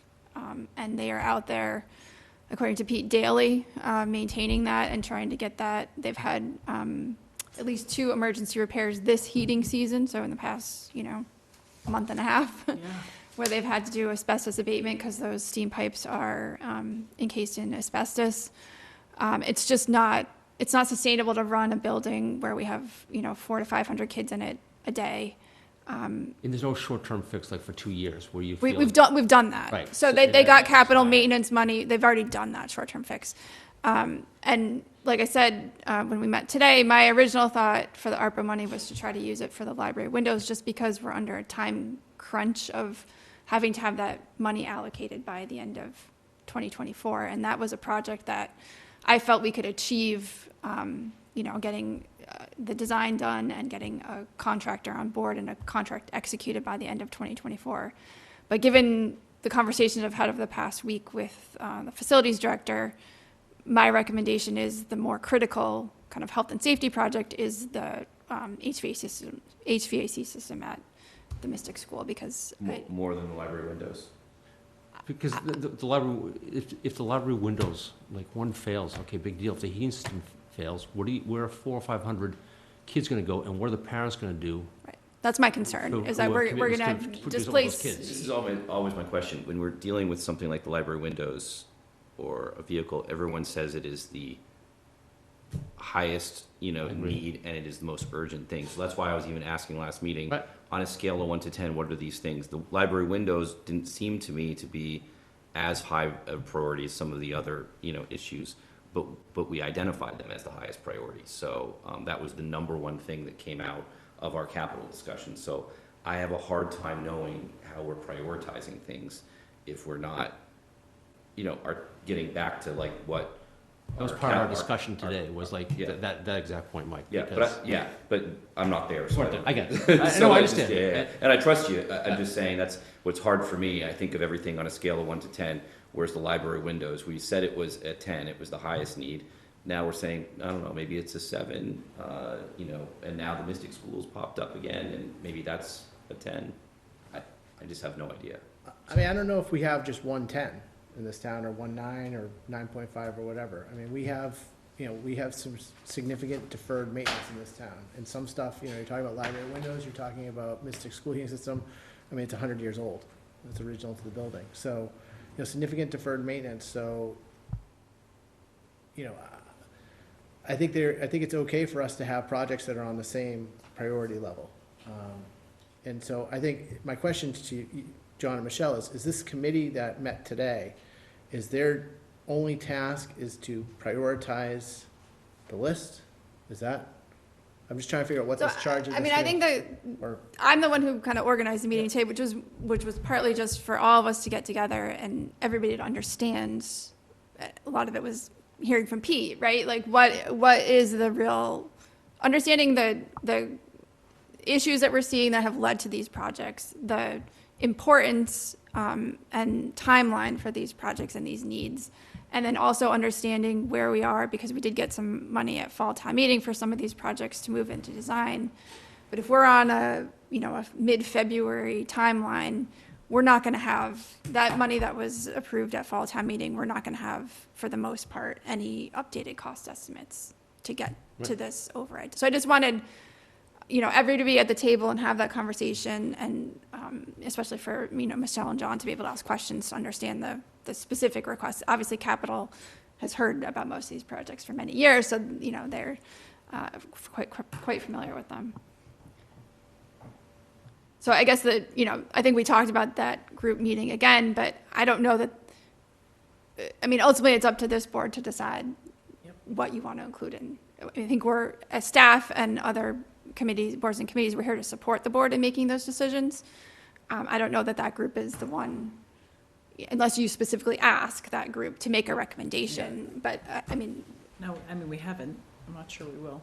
Right, so, I thought that we would come before the board on the 8th, right, with a proposed list of projects and rationale, right?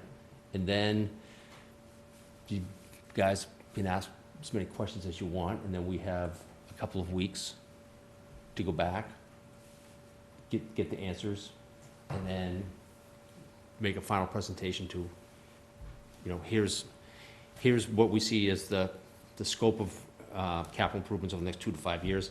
Here are the proposed funding sources, and if we were to, if an element of that is an override, here's the amount of that. And then you guys can say, you're nuts, not, it's, and so forth. Okay. Michelle? So you and Michelle, and working with staff's help, are gonna come Yes. up with that plan? Yes. Okay. I And I just think because you can see, if you try to get 8 or 10 people together, and we want to do it in person, and everybody's like, oh, I'm gonna be away skiing, or I get kids, and you just, it's not, it doesn't happen, it's just life. And we need to move this forward. And maybe we move it forward and it just stops, because it's just, it's not the right time for it, it should be the fall, or something else, there's another priority that comes up. But we're gonna get to that answer within a little more than a month. I just might have questions on the 8th, is the only thing. That's the whole thing, Yeah, that's the whole yeah, point, is to okay, surface those so, questions on the yeah, 8th. yeah. It's not to make any kind of decision. And then we have 2 weeks to come back and satisfy those questions the best we can. And that will involve a lot of the people we met with today. But it's not to like drive, any kind of Yeah. agenda. Yeah, no, I just, like I said, it's just hard for me if I'm just kind of coming in at the last Yeah. minute. Like Rich said, there are multiple projects that are 10s. I'm sure there are. I mean, I think that's what we're kind of figuring out. It just can't be, they can't all be 10s. That's right.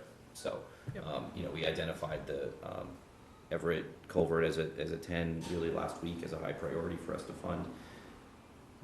Now we're seeing the Mystic Building, as being, another 10. So I just don't know off the top of my head how many of those are there, And I guess, as time goes on, there's gonna be more projects that pop up as, with aging infrastructure like we have. So, okay, so we'll continue on that path. Yeah. Any other questions or comments? So, No. ARPA, Thank you, guys. thank you. Good to keep you busy out of trouble, John.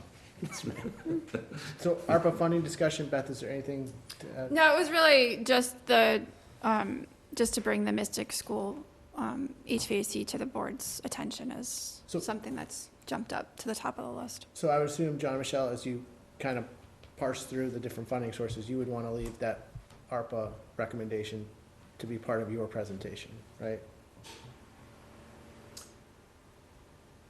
Roughly? Yeah.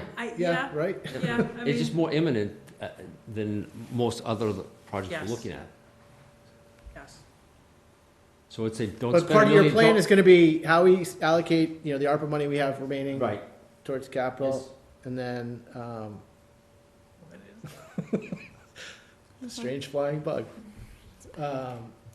You're gonna look at free cash, you're gonna look at all these other, alternatives. Yep. Okay. And I think related to ARPA, if we, as we said, we wanted to put some toward sort of community use and carve out, a portion, I think we need to, and I'm not sure that's John and I, but we should probably socialize and publish that soon so that we can get commitments from whether it's nonprofits or whatever. So But I'm like gonna turn to that's- Anthea, so we've allocated $300,000 Right. for that purpose, Mhm. and Anthea's gonna put together some, recommendation path for that. But Stacy had some guidance around that, so when she's back. Great. Yeah, So 'cause those are at the we're beginning gonna of be it, too. people are probably gonna just keep submitting ARPA requests, I guess, or, Yeah. I don't know. Well, we're not gonna spend it. Yeah. Not yet. No, I want to make sure that we're thoughtful about the timeline, because I don't want to back us into a corner in December where we Oh, no. have some amount of money that we have to very quickly figure out how to spend. Like, if we are going to do a larger project that we have to bid, we don't want the bid opening to be like December 1st and our upper deadline is December 15th, because then we have a Absolutely very not. short period of time to figure out what. Well, what I'm hearing from John in your timeline there is that you're gonna have something for January 8th likely, and then, ask questions, consider that, and then come back a couple weeks later and take, some action. Yep. So I Yeah. think that ARPA discussion will be part of that plan, right? that's right. Yes. Yeah. So I think if that's, Yeah, I know, I was In just the thinking, next, like, the month or Mystic so, I School, think- we don't have any design, right? Yeah. So we'd have to get an engineer on board, get a design done, get plans and specs, if that's what we ultimately decided. There are other projects that we could pick that are, Right. more shovel-ready. So So do you have to go to RFP for design services? if it's over certain thresholds, What's the threshold? I think if it's over $30,000 in services on a $300,000 construction project, I believe that's where So that what would, the so that trigger would is. be We'd have to, Mystic, right? yeah. So you have to advertise, We have to do an RFP, a designer selection process. Yeah. And so from the time, is that something, does Meg write that?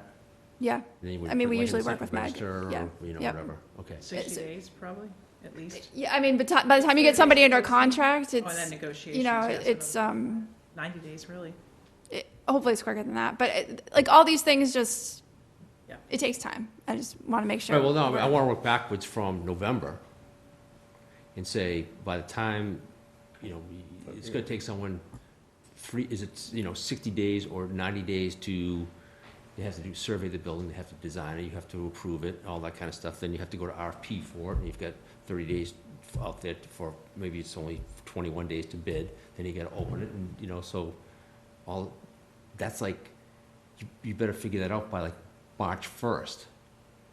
Right. Yeah. Right, So I think that staff can work, March, April. specifically Yeah. for the Yeah, Mystic, we could work on a timeline if Yes, that's that would be something that would be helpful. Yes. Okay.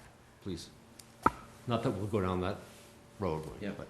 and where's the, with Mystic too, so the revenue from, any revenue from that building that's not from the rec, that goes to the schools? It actually is, right now, it's a general fund receipt, the way it was set up with the prior agreement Okay, for Kids Corner.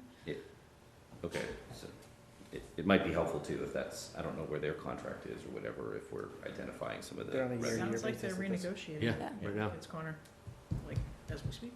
But sometimes it's, where does that I'd like to see if we're getting revenue from some of our buildings, that some of the revenue goes to maintain the buildings as well, or offset capital costs, Agreed. rather than coming in and going to another building, and then we leave behind a building that is, not in good shape.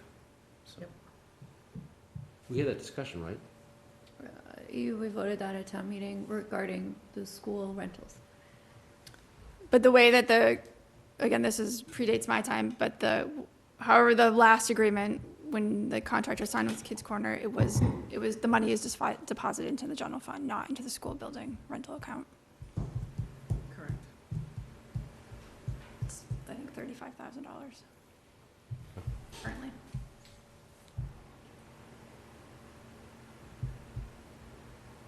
Great. Anything else on that? All right, so moving on to the budget summit, so we have that January 5th. I think, Beth, in your memo, you had just a basic outline and what your deliverables would be in the package for that. What do people think of that? Beth, I don't know if you have anything to add. Yeah, no, I think it was just, and this is similar to what we did last year, talking about for the FY25 budget, what the assumptions are, both for revenues and expenses. Talk through what the new departmental requests are. So I'm meeting with all my department heads last week and this week to go through everybody's budgets. There are a few, I'm sure not surprising to anybody, a few departments who are asking for additional staff and other items.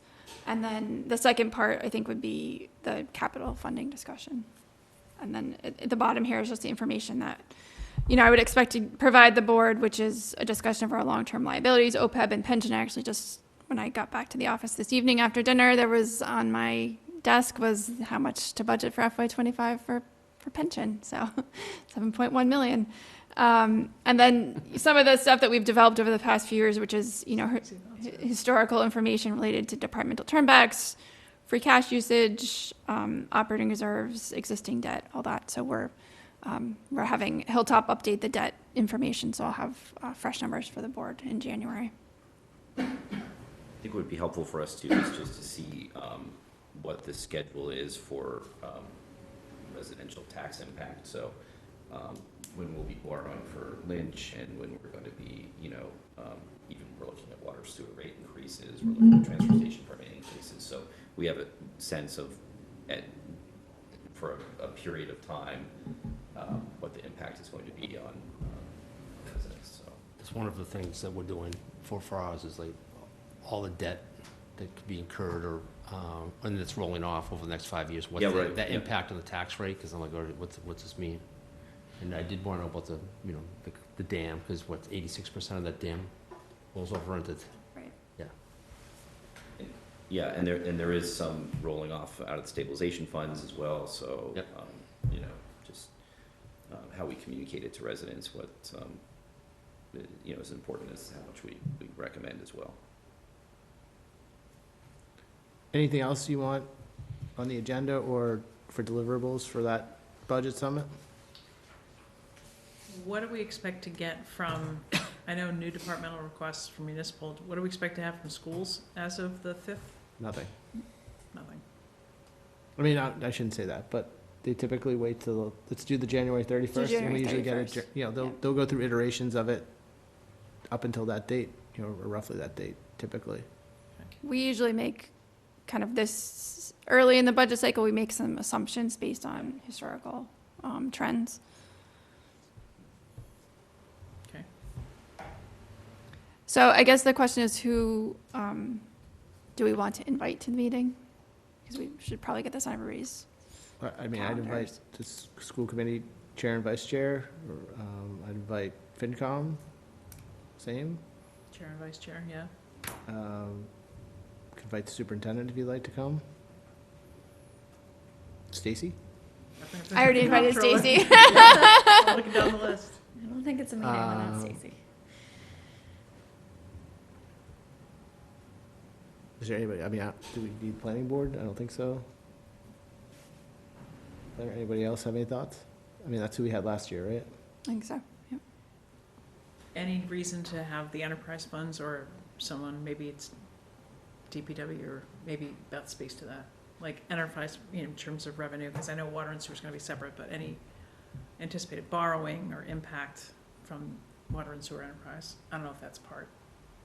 Or if you can speak to that or Leanne can speak to that. Yeah, I mean, I think it's what we I mean, just, departmental what we just stuff. talked about today, right? So that's, the enterprise funds, obviously they're part of the town manager's budget, but aside from the general fund allocation to the rec department, there's, you know, they're kind of their self-contained, own little, yeah.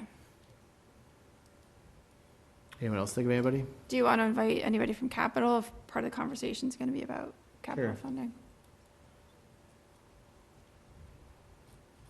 Chair and vice chair? Anyone else? Who'd you have last year? About the same About the same cast of characters? amount of people, Okay. right? Buy a box of Joe. Get some coffee. And do we have a recent list of the ARPA expenditures and requests? Okay. That was in your, in our best plan. Is that the most recent one, that, the requests? I mean, we have the list of what was approved. I just updated this. Oh, yeah, but as far as what's Today. still outstanding, as far as, God, I don't know if we've been, if that's rolling still, or we're, you know, What do you mean by rolling? if we're still getting requests, ARPA requests, or we're still, Have we shut the door, you mean? yeah, right, I don't know how else to. I don't think people feel the door is ever shut until the money goes away, but Right, yeah, I mean, that's why I was we saying did give a period where people did submit requests and Right. then, you know, we kind of funded some there off of that list originally. But I can certainly go back to the old list that we had, back from probably 2022. Yeah, I just don't know if since then, if people have been sending stuff to you guys and, you know, we don't see it, or if it's out there. I did get a request today from the superintendent, but aside from that, if I get something, it comes to the board. Right. What was that for the Mystic School? No, it was, I didn't want to bring it forward tonight because I just received it myself this Oh, afternoon. okay. But we can put it on the agenda for next week if you want. Okay. So I think, I'm just wondering, Beth, in that discussion, so for FY '25 is the top portion of that budget summit, right? So we have free cash under capital, depending, we may have free cash part of the budget. I don't know if that's just its own call out, right? Or, you know, balancing municipal budget, maybe that's in your revenues expenses.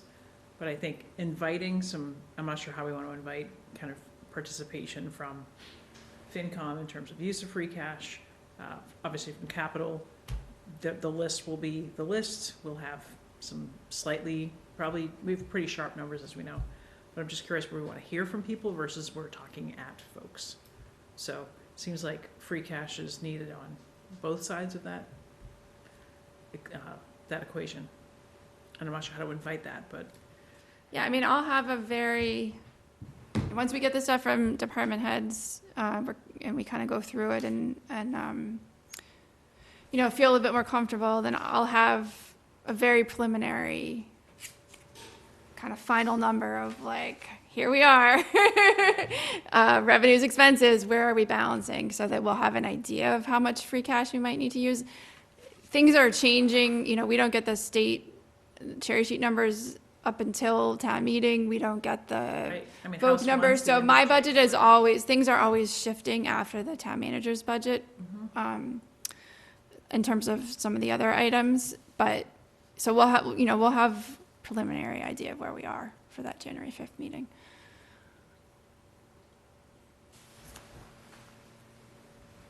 I'm good. Okay. All right, so we've got some work to do in the next couple weeks on this, various people. All right, so I think that's everything on the budget summit. Lynch Solar is back on the agenda. So I think for all, Just when you thought it was over, it comes for all roaring good back. reasons. Bad Betty.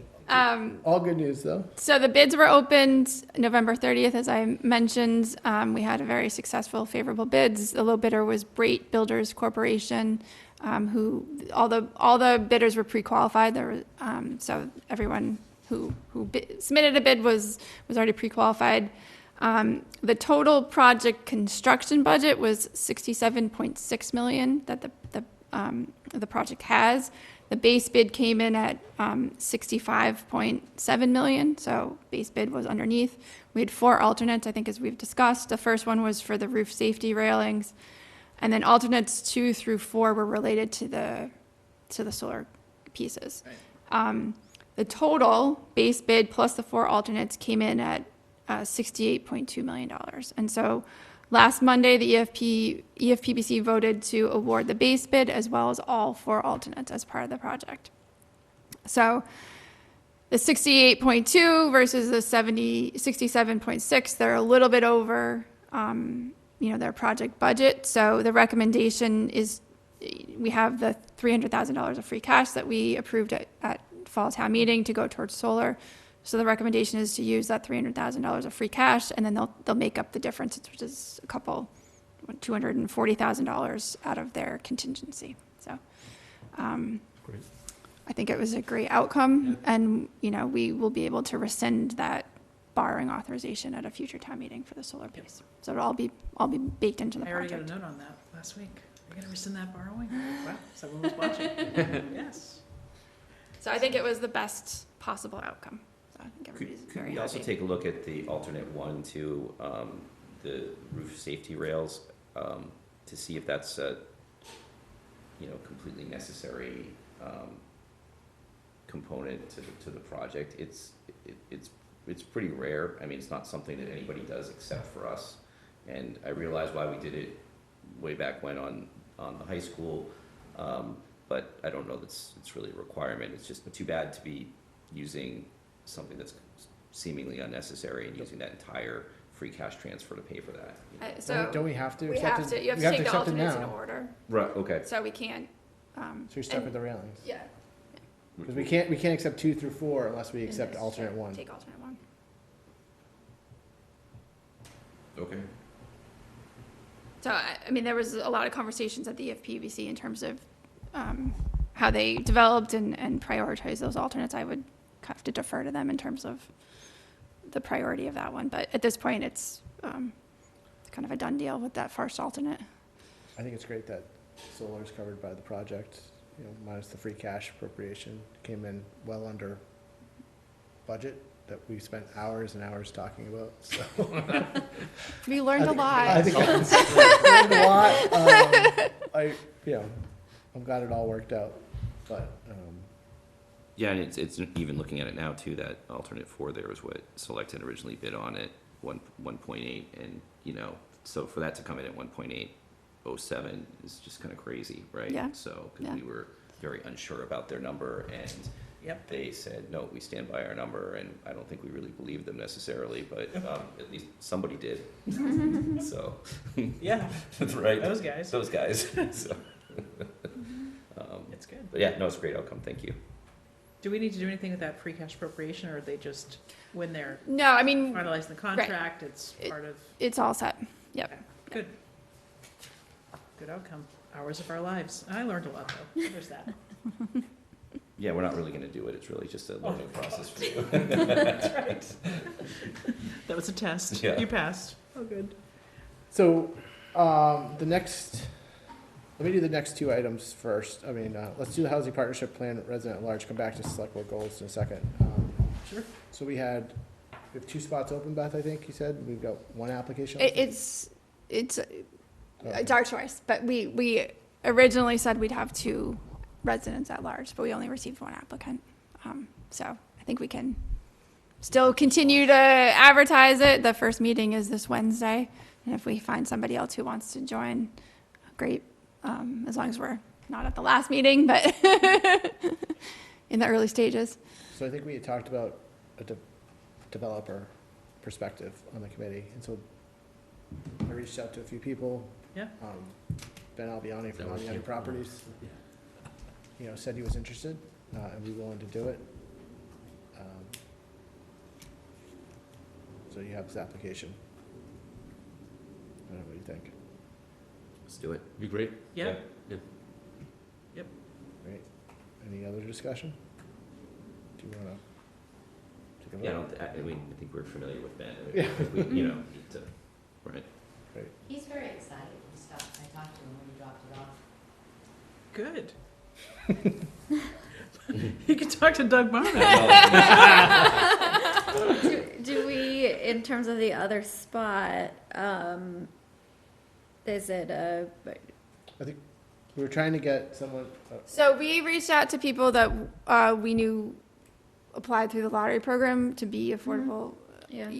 to occupy affordable units. And then I also reached out to John Serbier and Marty Jones to let them know that we hadn't received any applications. So I think we'll, like I said, we can continue, if folks hear from somebody who might be interested, we can certainly bring them on in the early stages. Okay, yeah, there's not like we're gonna meet this week. I assume you're not meeting again until January. Yeah, right. We have some time out, right, between now and the next meeting.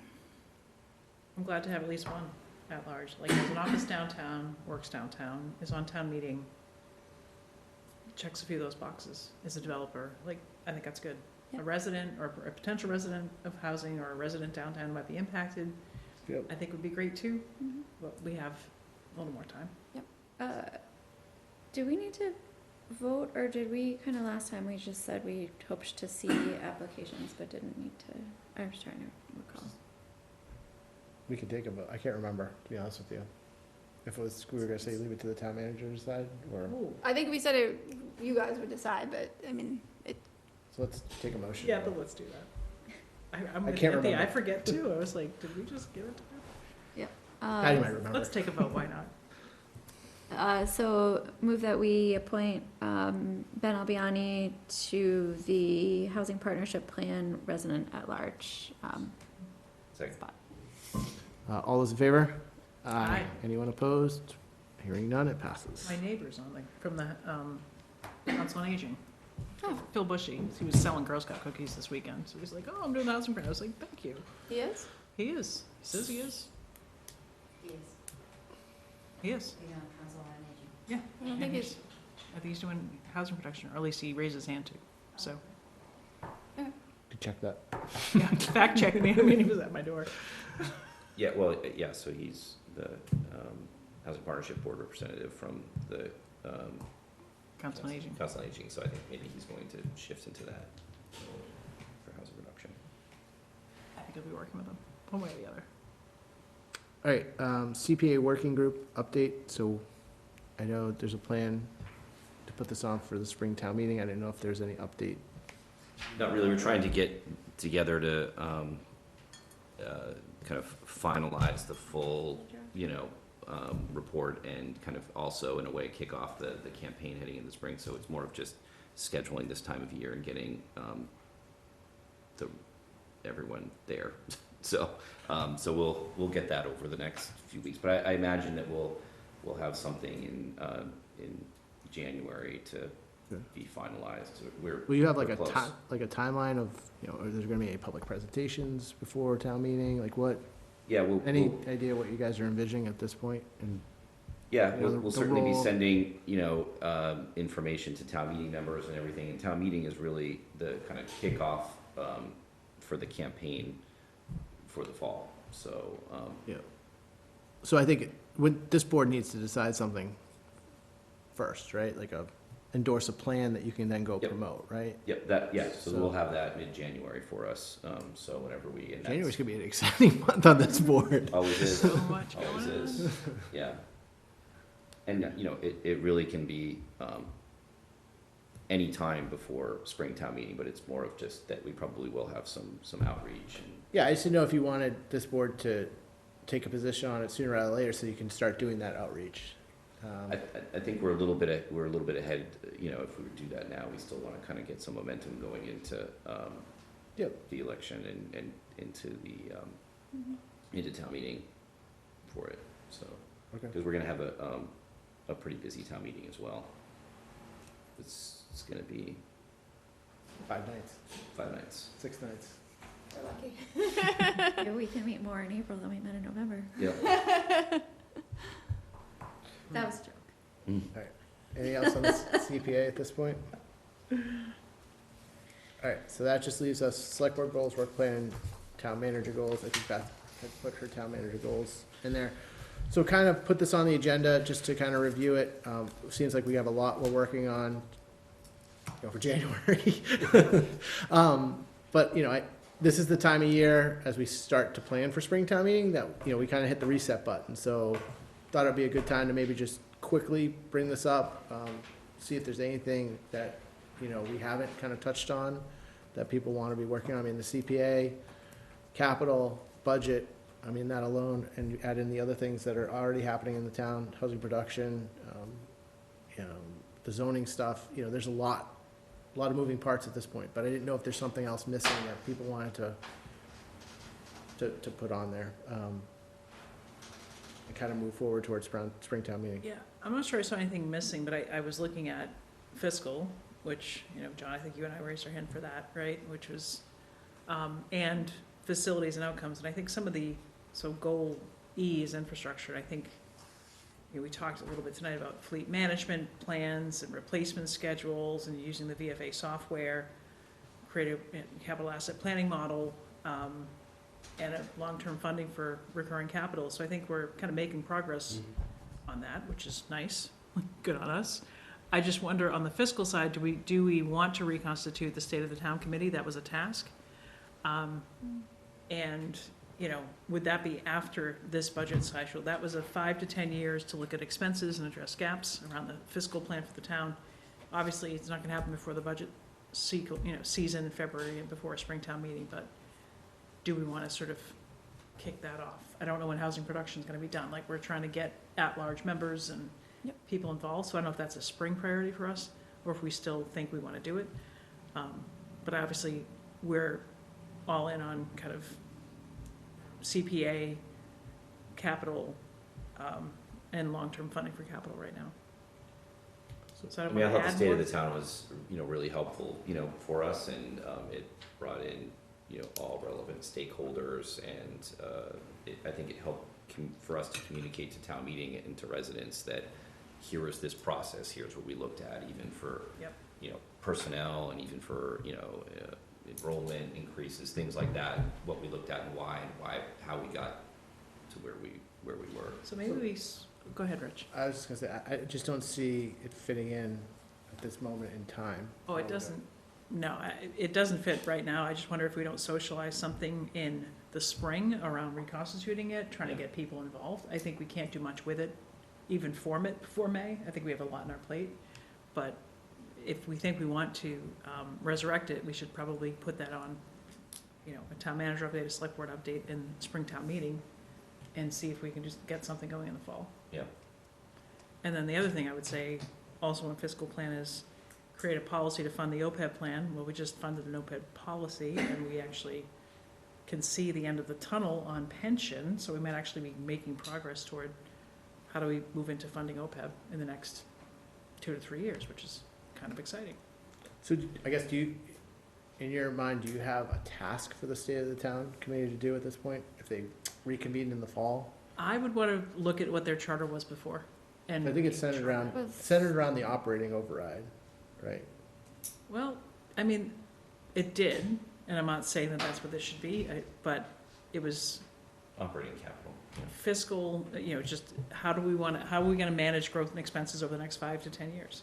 So an override would probably have to be in that piece, but how do we even get to that number? How do we manage, what levers can we pull? I'd wanna look what the last group's charter did and see if that's the same committee that we wanna form with the same goals and outputs. So no, the answer is I don't have a goal for that committee right now, Rich, but I'd probably borrow from the old one. I have that, I can send it around. Yeah, not too soon. Yeah. I won't read it right now. Okay. And speaking of committees sorry, I'm all about like resurrecting from the dead. We heard from Traffic and Transportation right before town meeting, and, that's on our work plan, but I don't know if that's part of bylaw review or what their charge and charter was. Do we want to bring that back around to this body in February or March? And if we give them tasks to do, let's revisit what they need to do. So I don't know if it goes on the work plan or it's just an item for business. But I think we said, we'd look at that again, and here we are. Yeah. So I don't think it's a work plan item, but maybe it's a task for us to either decide to do or not do. Yeah, no, we said we'd come back, After town meeting, after town meeting. very specific. Certainly put it on the agenda again at some point in the future. Because I don't know where bylaws and all those other things have, fall to. We talked a lot about that at fall town meeting. That was a select board committee, not a bylaw, Right. TTAC. No, TTAC was the select board committee, right. I'm just thinking of other committees that we are hearing needs for. Well, like T-TAC, I think they just got frustrated that they made a lot of recommendations and not a lot of action was taken on them. So unless we're prepared to take action on them, why would we want to resurrect that committee and then alienate a dozen residents? That's all I'm saying. And there's always so much money to put into traffic. Right. Right, Mike? There is. Yeah. Right. And I think actually, when we started T-TAC, I think, Lance was heavily involved in it with the road book and identifying areas that really needed our attention that were high traffic and high accident and high foot traffic, right, especially around the schools and things like that. And where we could identify just, painting, certain areas to make it safer, things like that were low cost. So I think it was intended somewhat to be, let's hit the low hanging fruit, let's increase, traffic and transportation safety. It wasn't necessarily intended to be, recommending giant, capital projects. So I think that's a little bit where things got out of hand, so. I'd also probably want to get staff's input on how they think or suggest that we handle this going forward. Yeah, I'm not suggesting we need to do, Yeah. other than have a conversation and decide to do something or not. So I guess So, it would be helpful to have staff maybe kick around sure. any suggestions they have towards that. But to John's point, I mean, I haven't seen any. It was just a very revealing thing when I asked Tool. So remember the project up in Highland Avenue? And we're gonna put islands in and all those kinds of things. I said, okay, so if we do that, are we just moving the problem to another part of town? And they're like, yes. And I'm like, okay, case closed, thank you. Yeah. Because we just take it and put it in someone else's neighborhood. And in the end, I don't really think that's how we should be allocating our resources to just driving traffic more into the heart of the town or not. We have enough of the place to spend our money. So that's That's not all what TTAC was about, but that's what came out of me, so I'm like, I gotta rethink all this traffic stuff, because the numbers get really big really fast. So, enough said. Thank you. All right, anything else, in terms of Beth's goals?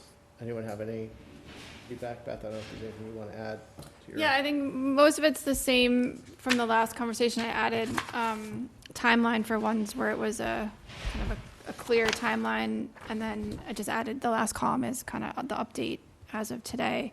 I just wanted to mention the first one was the economic development consultant. We actually had a meeting this morning with Rich and the planning board and the chamber, and we have hoping to put a draft RFP out probably before the holidays, and we'll give people to the end of January probably to come back and respond. But that will be a good thing. That was state ARPA funds that we got to do that work, so it'll be good to get that underway. Great. Beth, is there, you mentioned the communication plan and the survey that closed. Is there anything else worth kind of an update on that at this point, or? Yeah, so we're having, I think I mentioned in my memo, we have four focus groups on 2 topics, virtual and in person, and that'll be, so they kind of, take the survey. We actually have a meeting tomorrow to kind of get a final debrief on how many survey responses we have, and then the Collins Center, they did a series of stakeholder interviews. So they take each of those data points and they kind of build on each other, right? So they'll take that information and then use it to develop the questions for the focus group. And then once that's all done, they'll come to us with some recommendations. So I think it's a pretty methodical, well, you were there, obviously. Methodical process, yeah. Yeah, and it sounds like February we'll get sort of a bulk of information from that connection of all those sources of information. Other thoughts? They look good to me, Beth. Agreed. Thank you for doing that. Okay. So I think that is everything on our business agenda. Did I miss anything? All right, No. consent agenda? Motion to approve the consent agenda as posted for December 11th, 2023. Second. All those in favor? Aye. Passes. Motion, that's it, right? Motion to adjourn? Motion to adjourn. Second? All those in favor?